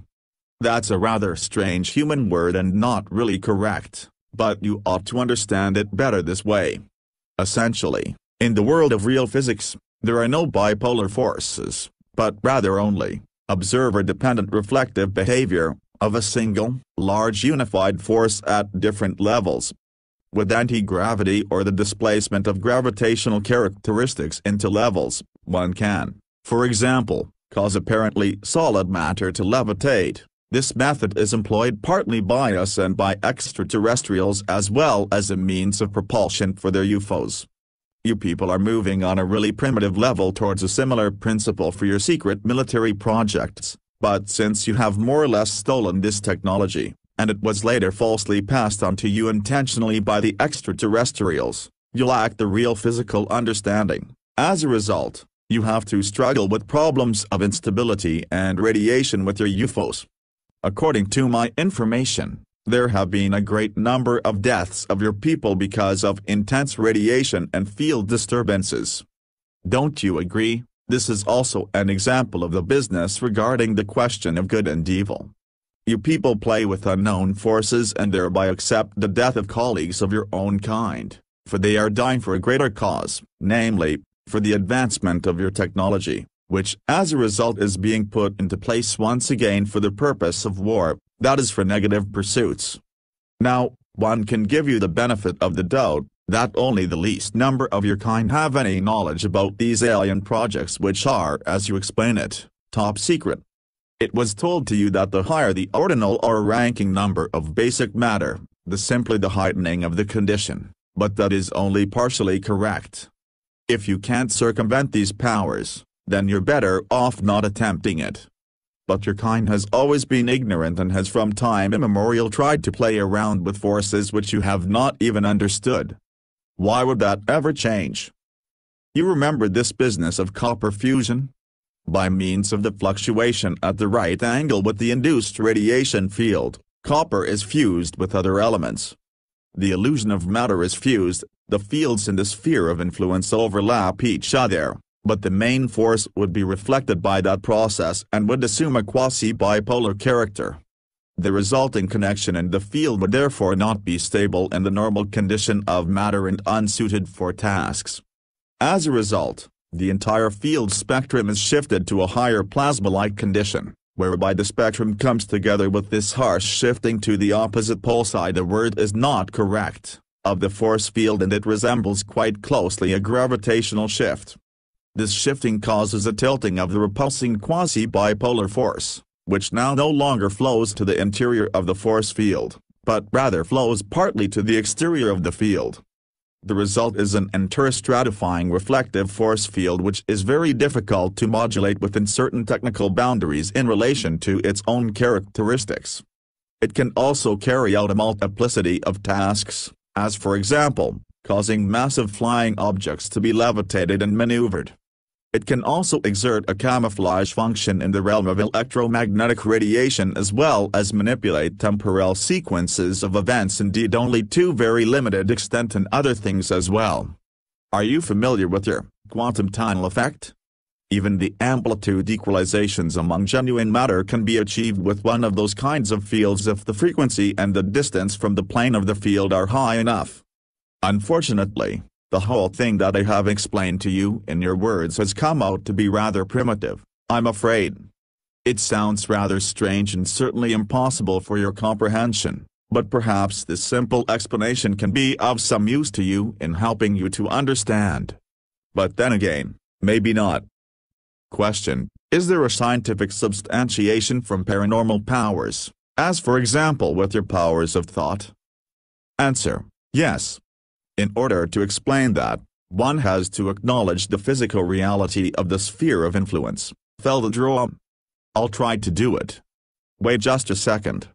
You are going to have to separate yourself mentally from the illusion that that which you see is the true nature of the universe. It is, at best, the surface of a side. Imagine for yourself that all the matter here you, this table, this pencil, this technical device, this paper, does not really exist, but that it is rather only the result of a field oscillation and a concentration of energy. All matter that you see, every creature, every planet and star in this universe, has an information energy equivalent in the sphere of influence which is located on a main field, the general level of things. Now, there is not only one level, but several. Last time, I had mentioned that highly developed species which is capable of changing levels, which is something completely different from the simple bubble changing, for bubbles are a part of each and every level. Do you understand? Dimensions, as you call them, are a part of a solitary bubble. Bubbles or universal foam are a part of a level, and levels are layers in the sphere of influence, while the sphere of influence, acting in the capacity of single physical size, is essentially unending. It is composed of innumerable information energy layers and general levels. There are in the sphere of influence no null levels, all are the same, but they are separated by means of their energy conditions. I notice that I am confusing you now. I think I ought to stop with this explanation. Question: no, please continue. How do concrete paranormal powers arise? Answer: well, okay then. Let's try something simpler. Again, it is not completely correct, but let's begin in this manner. Tangible matter on this side is mirrored in the sphere of influence, Felddraum, as a field with distinct layers. These layers contain information, as an example, about the simple structure of matter or the string frequency, but also there is stored information stemming from the development of matter. Are you familiar with the human concept of morphogenetic fields? One part of the layer could be designated as such. Now there is still another intermediary layer for which you unfortunately have no human concept, since the theory is not common in human thinking. Let's call it a paralayer, for this layer is mainly responsible for everything which you call science paranormal and which lies outside the boundaries of your primitive science. This paralayer lies between the layers of matter and the morphogenetic layers of a field in the sphere of influence. It can actively integrate with both. Your body, for example, is mirrored as a field in the sphere of influence, Felddraum. That doesn't mean that it does not also exist here as well as flesh, blood, bones, and the form of matter strings or atoms, but not only that. Existence is always a duality. Some layers of the field contain simple information about the solid matter of your body and its frequency, while other layers contain information about your spirit, your consciousness, or, speaking from a human religious point of view, your soul. Awareness or consciousness in this case is a simple energy matrix, divided into different layers of your field in the sphere of influence, nothing more, nothing less. Genuine awareness can also exist here on the matter side, but only in the form of post-plasma, the fifth form of matter. With the necessary physical knowledge and the corresponding technology, the consciousness/awareness matrix, or soul, can also be separated from its field of rest. It can, despite its removal, continue to exist in a self-sufficient manner for a certain amount of time. That has the strange occult name of soul robbing. But above all, we're talking about science here, not about magic or dark forces. Comment by Ole K. The soul robbing was mentioned in one of the radical, religiously motivated comments in connection with the reptilian species. But back to your question, creatures with more powerful mental powers can have a direct influence on the paralayer by means of their consciousness/awareness fields. Now this layer is not limited only to the individual, but rather as a part of a general information layer. You could call it in a prosaic sense the community soul, that is connected with all animate and inanimate matter and all consciousness which exists on this main level.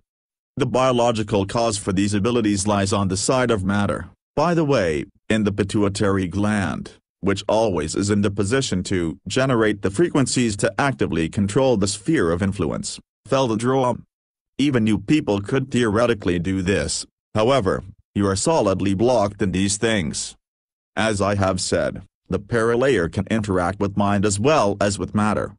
For example, if I decide to use my mental powers once more in order to move this pencil, then, simply said, I imagine in my mind how my consciousness/awareness expands/amplifies itself on the matter side in the form of post-plasma to the pencil. In the sphere of influence, this causes simultaneously an automatic command from the consciousness/awareness layer to the paralayer to interact with the matter layer of the pencil. Since the paralayer is not confined to the body, it is not even a problem that the pencil lies over there, for I can unerringly reach it, even without moving my matter body. Post-plasma on this side, paralayer on the other. I have control over the pencil and the interaction brings the matter field of the pencil to the point where it changes in the manner in which it moves, for example. Comment by Ole K. I certify that the pencil mentioned above abruptly at that very moment jumped into the air to a height of 20 centimeters and then fell back to the surface of the table. The sound is clearly heard on the recording tape. No one visibly had touched the pencil. Question: that is fascinating. Which kinds of paranormal activities can one generate with that? Answer: all kinds. Everything that you call paranormal. As I said, this special layer lies in the sphere of influence, Felddraw, between the morphogenetic information layers and the matter layers and can interact with respect to both sides. That is to say, it can be interacted with solid matter as well as with mind or mental information, wherewith we can achieve everything that is generally designated as telekinesis and telepathy. The connection absorption with another consciousness/awareness is generally separate in the procedure from the simple influence of matter, since different consciousness/awareness fields work with different oscillations. A consciousness/awareness that sends or a consciousness/awareness that listens must first adapt itself to the other mind exactly, before any access is possible. Most species also have chances to block the alien access, but you people don't have this. The following is generally valid: the stronger the paranormal abilities of a species, the simpler the adaptation and the access. Our own abilities are not so powerfully developed, therefore, first we have to learn specifically alien mind influence in order to use our mimicry. For example, where mimicry is actually quite simple in your minds due to the implanting of the on/off switch.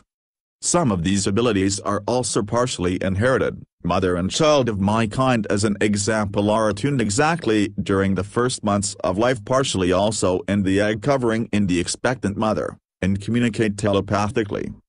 In order to influence you people, we need a certain amount of time for practicing, despite your simple structure. Therefore, it is forbidden, for example, for adults of my kind before the age of enlightenment, to come to the surface of the earth. That term is synonymous, along with other things, with full physical strength. In the case of not fully developed abilities, the danger of discovery by you would be too great. By the way, there are of course numerous secret teachings about the real possibilities which can give one these abilities, but I really don't know anything exact about that.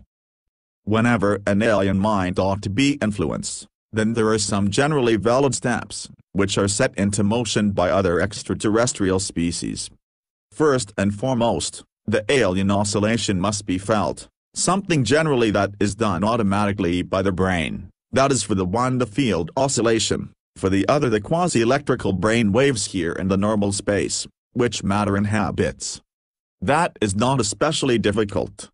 After that, one simply probes for the other consciousness/awareness in the mind with the post-plasma manifestation, the sphere of influence, Feldrom, reacts and the connection is there.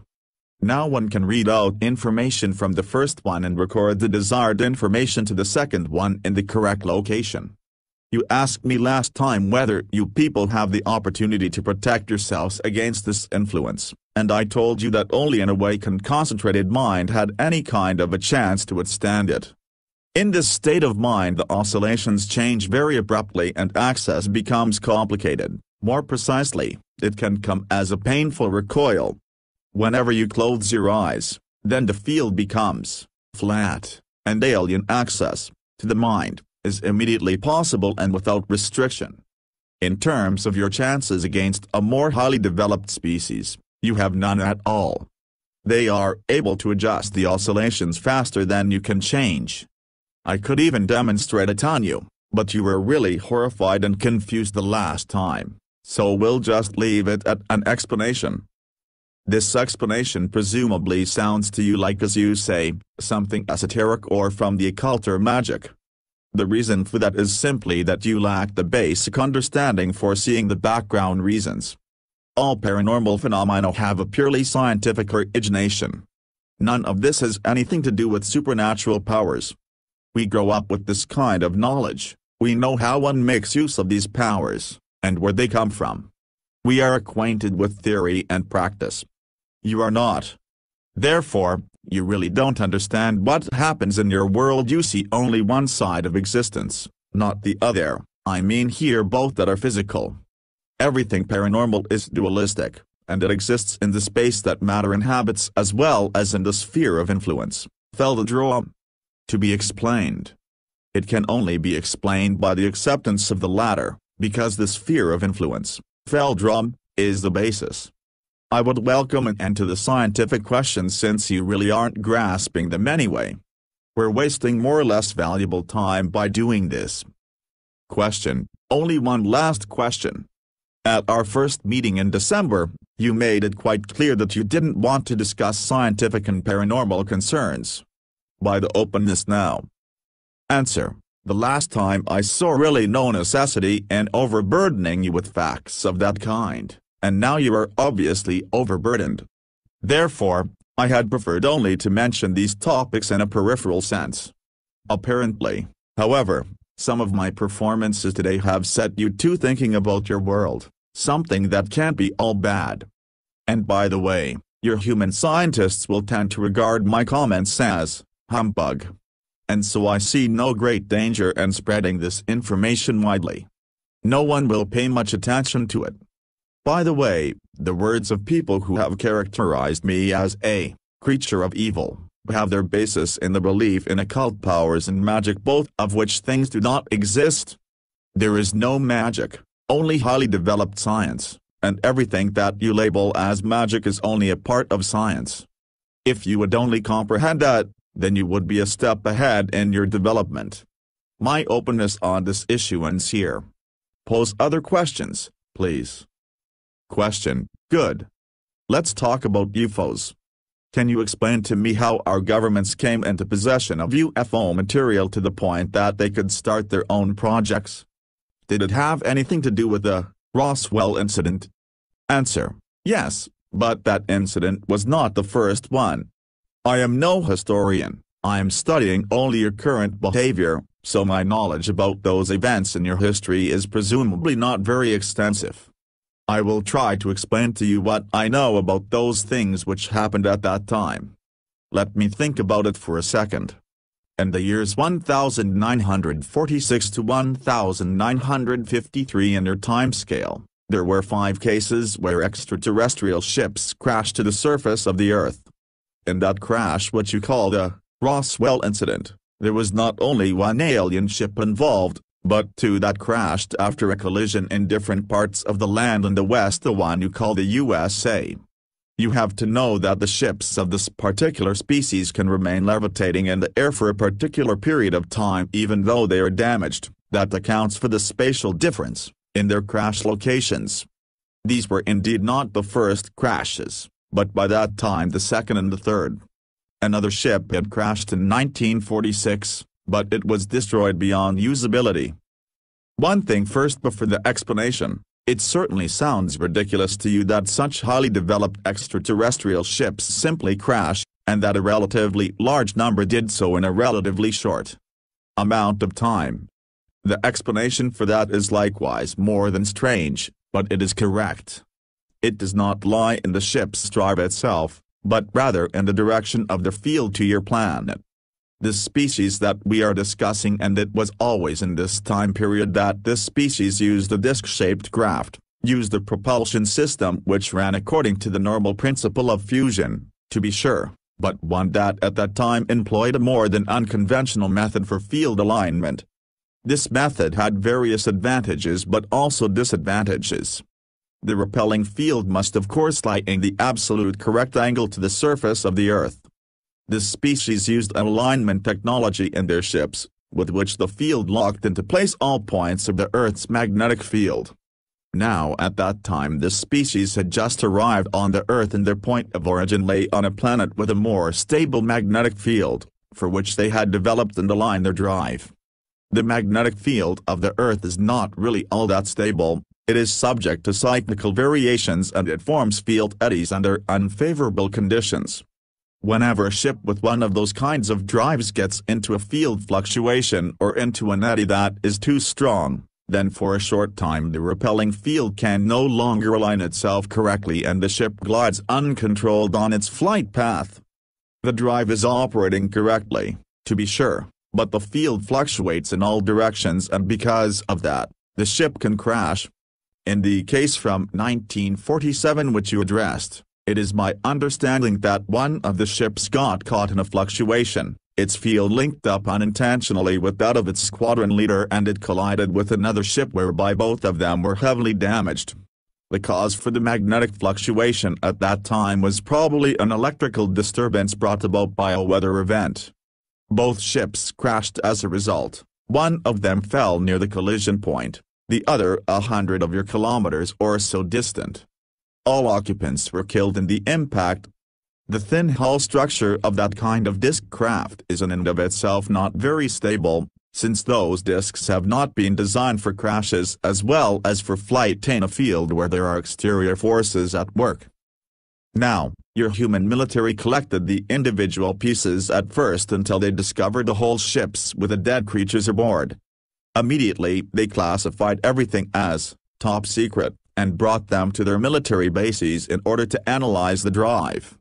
The secret endeavor was to set the alien technology in place later against evil enemies of that great country. That is as primitive as it is ridiculous. I believe I remember, I don't want to specify exactly your date, that it was probably between 1949 and 1952 that there was a rather bad accident during some research being done on one of the wrecks. According to what I heard, what members of my species were told by members of that government, it resulted in an unintentional activation of one of the drive's components in the unshielded condition.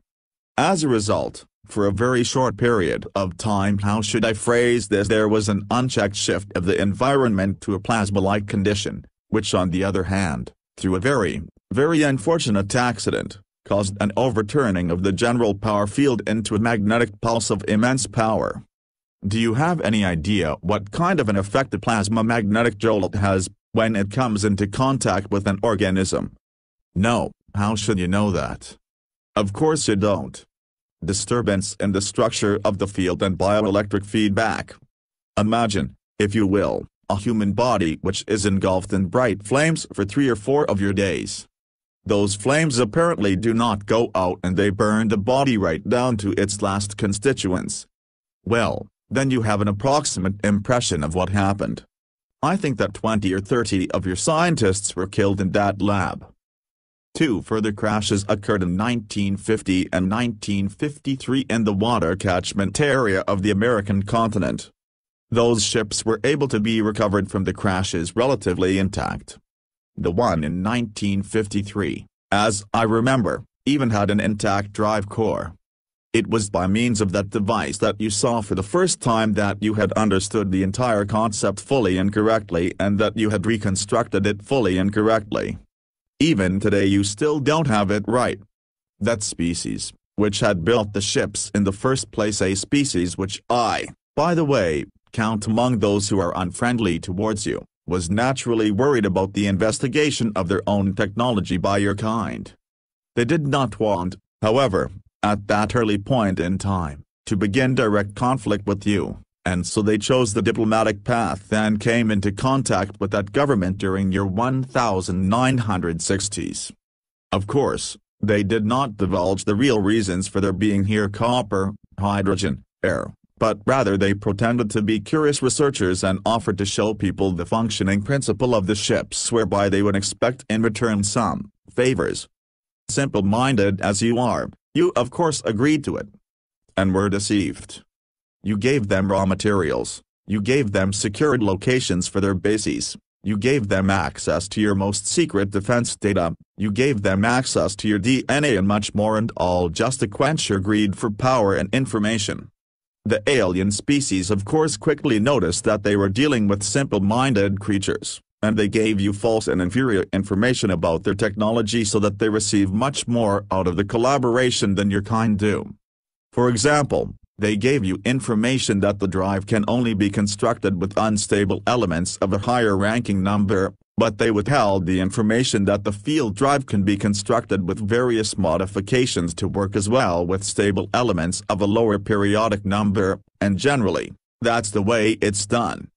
Through these half-truths, they made you dependent on the synthesizing of high-numbered elements, and thereby renewed by their own technology. Their clues to the construction of your UFOs were laid out in such a way that the solution to old problems caused new problems to arise simultaneously. They never told you the complete truth, but always built in again and again clever lies, which later lead to technical problems and to your dependence on them. In the last years of your 1970s and your early 1980s, it finally came down to various events between the alien species and that human government. I don't want to go into detail here since there is much that even I'm not exactly sure of.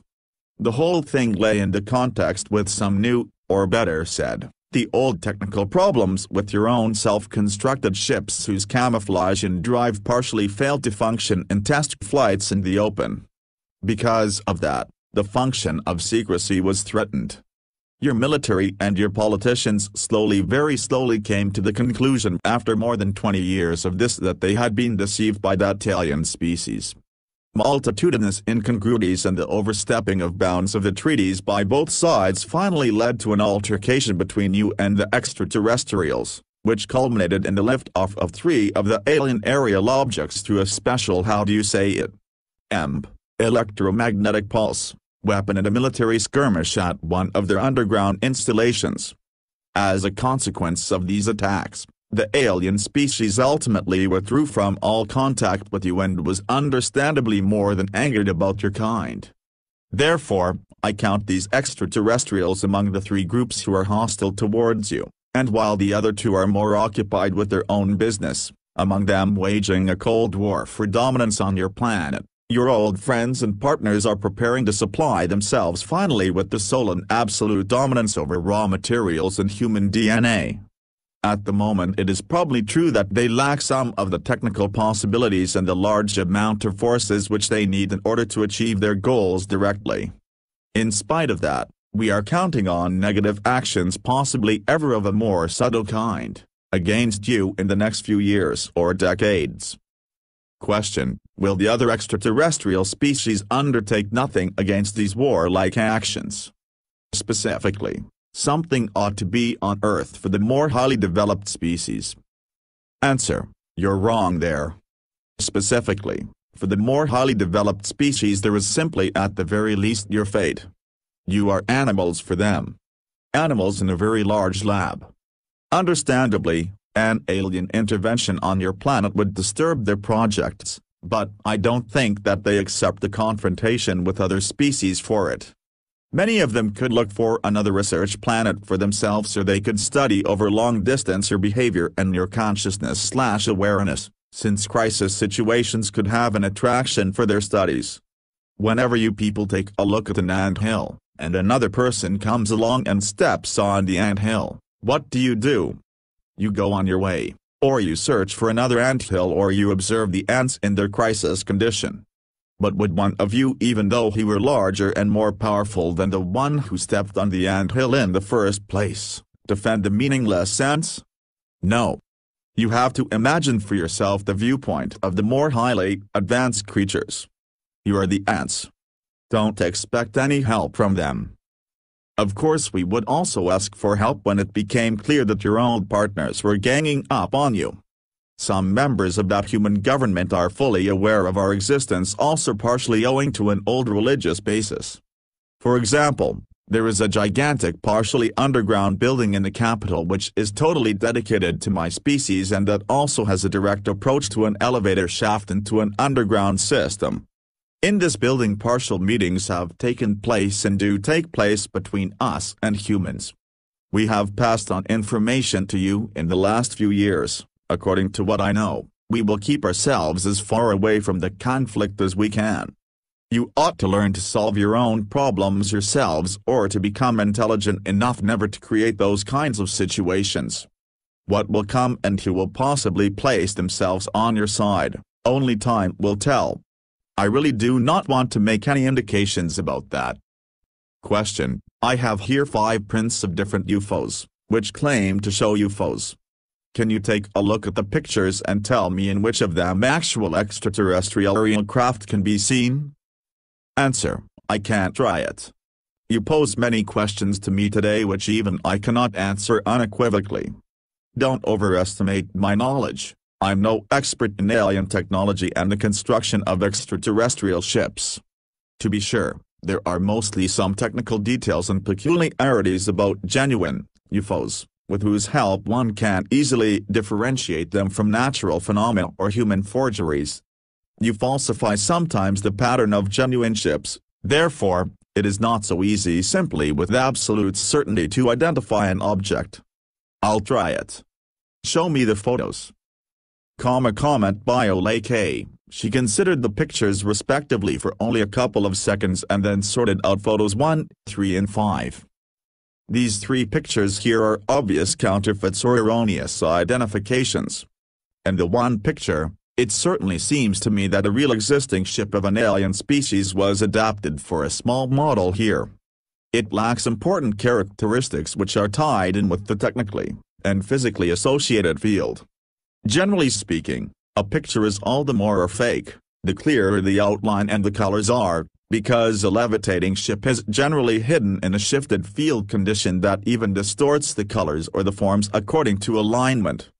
It might perhaps sound strange, but hazy and spectrally shifted photos are sometimes to be interpreted as an indication for a possibly authenticity. By the way, this object is floating above the water. If it were a genuine ship, we would have to see in any case either a trough or a swell on the surface. Since the surface is flat, it is obviously not a genuine ship. In my opinion, none of these 3 pictures show genuine objects in flight or UFOs. Here in this picture I see above all no artificial object in flight. It seems much more to deal with only a light reflex in your simple optical cameras. You really ought to be intelligent enough not to fall for a mix-up like that. When your general public chases counterfeits and frauds for a long time, then they will presumably discover too late what is really going on in front of them in their atmosphere. Photo 2, Albiosque, France, 1974. This one seems to be genuine, at least it displays the necessary characteristics.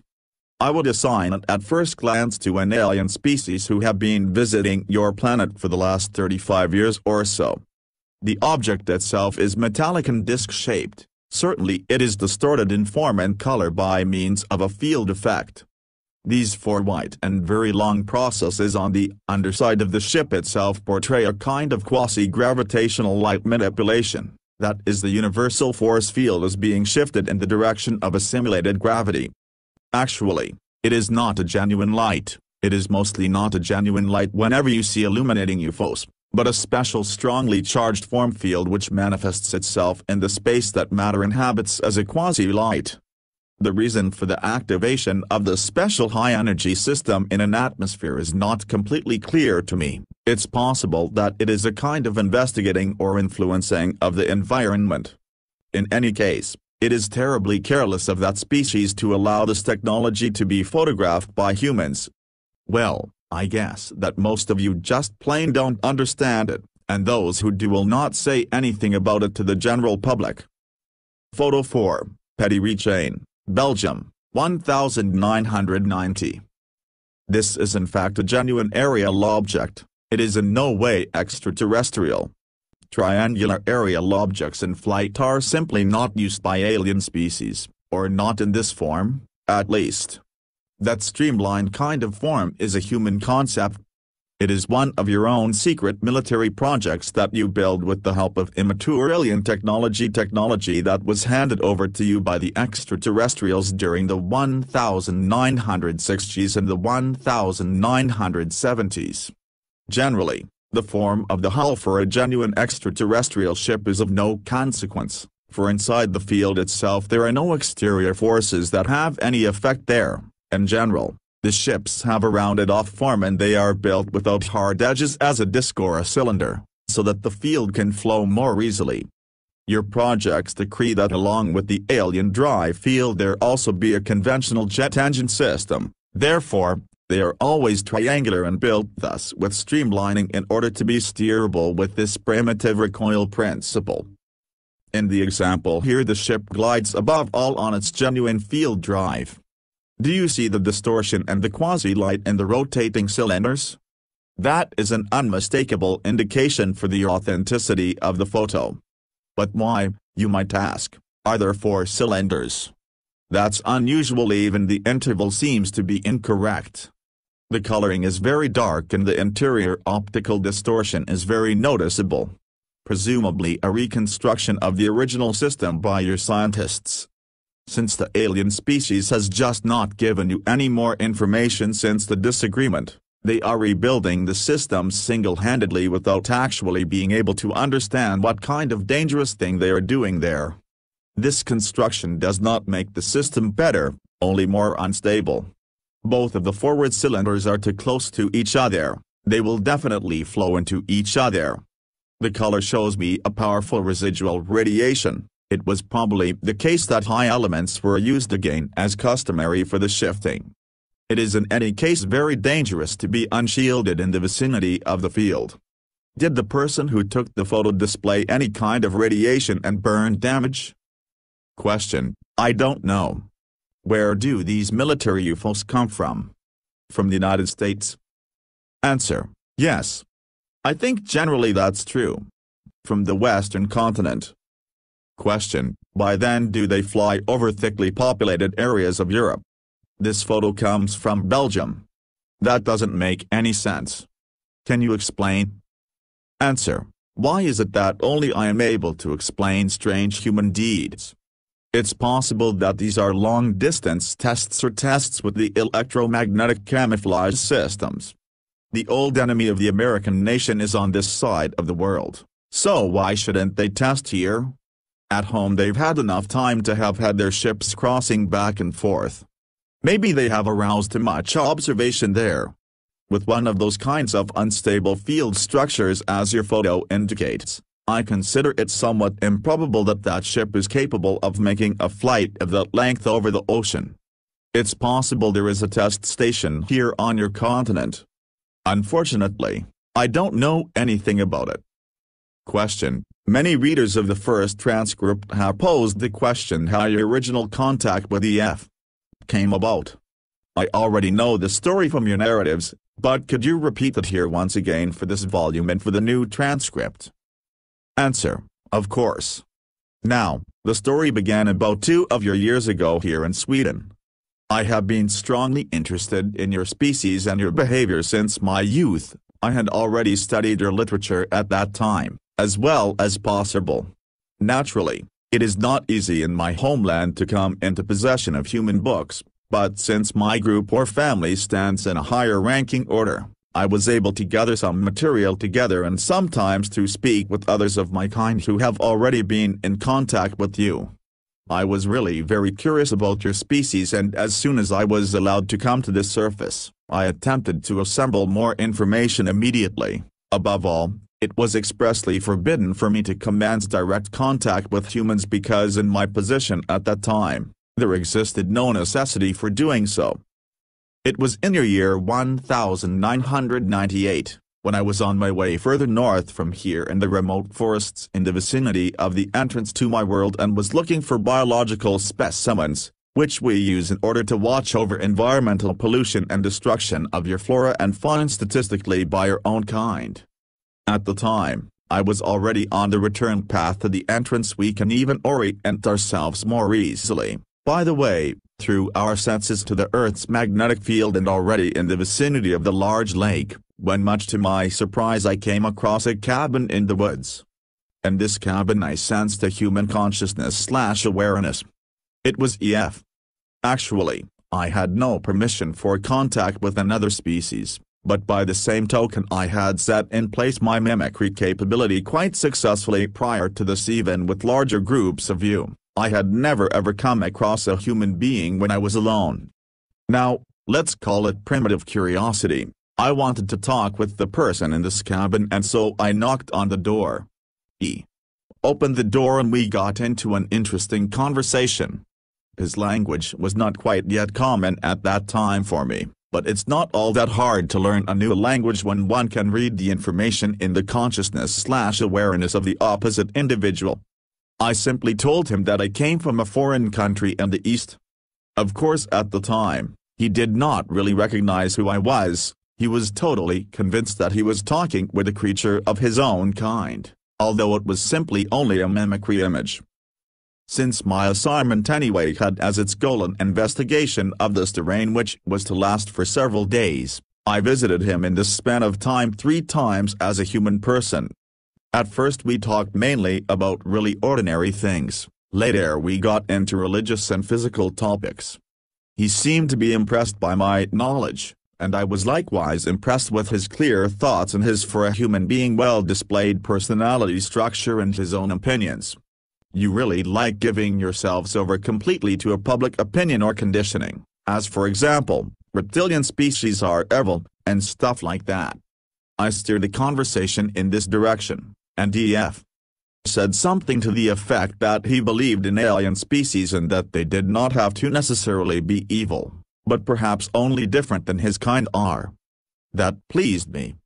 At that juncture of time, of course, I could not speak concretely with him about my knowledge because he wouldn't have believed me. He would have taken me for a human practical joker. I cultivated the very, very unusual idea, for my kind, to show him my true exterior, something that I did during our conversation at our 4th meeting in the cabin. Actually, he was predestined for contact. He was open-minded, honest, intelligent, not religiously inclined or conditioned. He lived alone and isolated, and no one would believe him, should he decide to go public with his story. I dared to take this step, but then I had serious doubt about the propriety of my act, especially when he reacted very violently. He got control of himself again after a time and we could finally talk concretely about definite matters. Now he had no choice but to believe me. This was the beginning of a series of meetings which initially took place there in the woods, but later took place in his remote residence. Finally he brought you into contact with me. And for that reason we are now sitting here once again and talking about things which probably won't be believed out there in human society. Question: you said you would not have had permission at that time for contacts with human beings. Do you now then have permission to talk with EF and me about all these things and even to make this scientifically public? Answer: yes. That is difficult to explain and for you to understand. Let's just say, I find myself in the position now to arrange this permission without having to take into account any consequences. In this position I'm quasi-immune against certain restrictions. Let's look at it that way. Yes. Question: If other people want to come into contact with your kind, do they have a chance to do so? Answer: generally not. We avoid contact with you and we operate on the surface only in remote areas, and there we use the mimicry techniques in case we should meet some people. That I am talking with you now does not mean that others will follow my example. It goes without saying that you could try to find an entrance to my world and penetrate your way into there. However, that can sooner lead to unpleasant consequences for the infiltrator. You have next to no chances on the surface of recognizing us.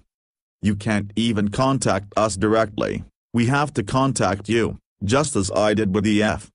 Those kinds of contacts, however, are not the rule but are very rare occurrences. Question: can you describe your subterranean homeland location? Answer: I can attempt to do so, but I certainly will not tell you where this place is located. My homeland lies in one of our smaller underground settlements to the east of here. I'll give you some numbers so that you can make a better impression for yourself. Just a minute. I have to try to convert the measurements approximately into your units. It is a dome-shaped cavern at a distance of about 4,300 meters from the Earth's surface. The cavern was organized as a colony about 3,000 years ago. A major portion of the ceiling structure is artificially integrated into the rock and the form was remodeled into an almost elegantly proportioned and very flat dome with an oval ground plan. The diameter of the dome according to your measures is about 2.5 kilometers. The height of the dome at the highest point is about 220 meters. Underneath that highest point in every colony there stands a special whitish-gray cylindrical building, a kind of supporting column which holds the honeycomb net carrying structure of the dome. This building is the tallest, largest and oldest in the entire dome, for it is always situated as the first construction together with the security of the ceiling. In the meantime, of course, there were times when it was completed and reconditioned. That building has a very special name and religious significance. We have only one of those columns. Larger colonies even have more columns according to the construction of the ceiling. One of the main colonies in Inner Asia has, as an example, 9 of those kinds of supports, but that colony is also over 25 of your kilometers in size. The central building is generally a center of religion, but also a center for climate control, and a center for the behavior and the regulation of the lighting system. We have at our location altogether 5 large artificial light sources which generate your UV light and its warmth through gravitational sources. The air shafts and the light systems from the surface likewise run through these columns, and naturally, they are very intensely controlled. By the way, we have 3 air shafts and 2 elevator systems there, and even a tunnel connection to the next main colony which lies approximately 500 kilometers to the southeast. One elevator shaft leads to a cavern near the surface, the other leads to one of our depots for the ships, you remember, the cylindrical ships, that is naturally concealed closer to the surface behind the rocky mountain face. Normally, there are only 3 ships there. It's a small depot. The other buildings of the colony are, for the most part, concentrically ordered in oval circles around the main supporting column, and they are without exception much flatter, generally only between 3 and 20 meters tall. The shape of the buildings is round and dome-like. The color is even differentiated according to circle and distance from the main column. To the north of the column, there is an additional, very large but very flat round building. This building interrupts the concentric system of the colony with its diameter of about 250 meters. It is the artificial sun zone in which specially illuminated corridors and rooms are housed. In these locations very powerful UV light predominates, and they are used in order to warm our blood. There is even a medical dispensary and a meeting room located there. Beyond the outer ring of the colony, there are zones in which animals are kept. We must consume flesh as nourishment, and the gardens in which plant nourishment and mushroom culture are cultivated. There is also hot and cold running water there from subterranean sources. The power station is located on the edge of the colony. The station is driven by fusion as its base, and it supplies the colony and the suns with energy. My group or family lives, by the way, in the 4th ring of buildings out from the central support column. So much in such a short time. To describe to you all the buildings and their tasks would be going too far. It is difficult to describe something like that to you, for it is a completely different set of surroundings and culture from what you are accustomed to in your life on the surface. You really have to see it for yourself to be able to believe it. Question: will I myself see it sometime? Answer: who knows, maybe. Time brings new opportunities. Question: how many creatures of your kind live in this colony? Answer: approximately 900. Question: that is the end of the interview. Do you have any final message for the readers of the transcript? Answer: yes. I am thoroughly surprised at the many comments to my words. Of course, I am naturally also disappointed about the religious portrayals of me as the enemy which have been voiced and which have buried themselves deeply in your mind. You should learn to set yourselves apart from the old conditioning and not to stand quasi under the control of something or someone who has already been gone for 5,000 years. You are, after all, free spirits. Those are my final words.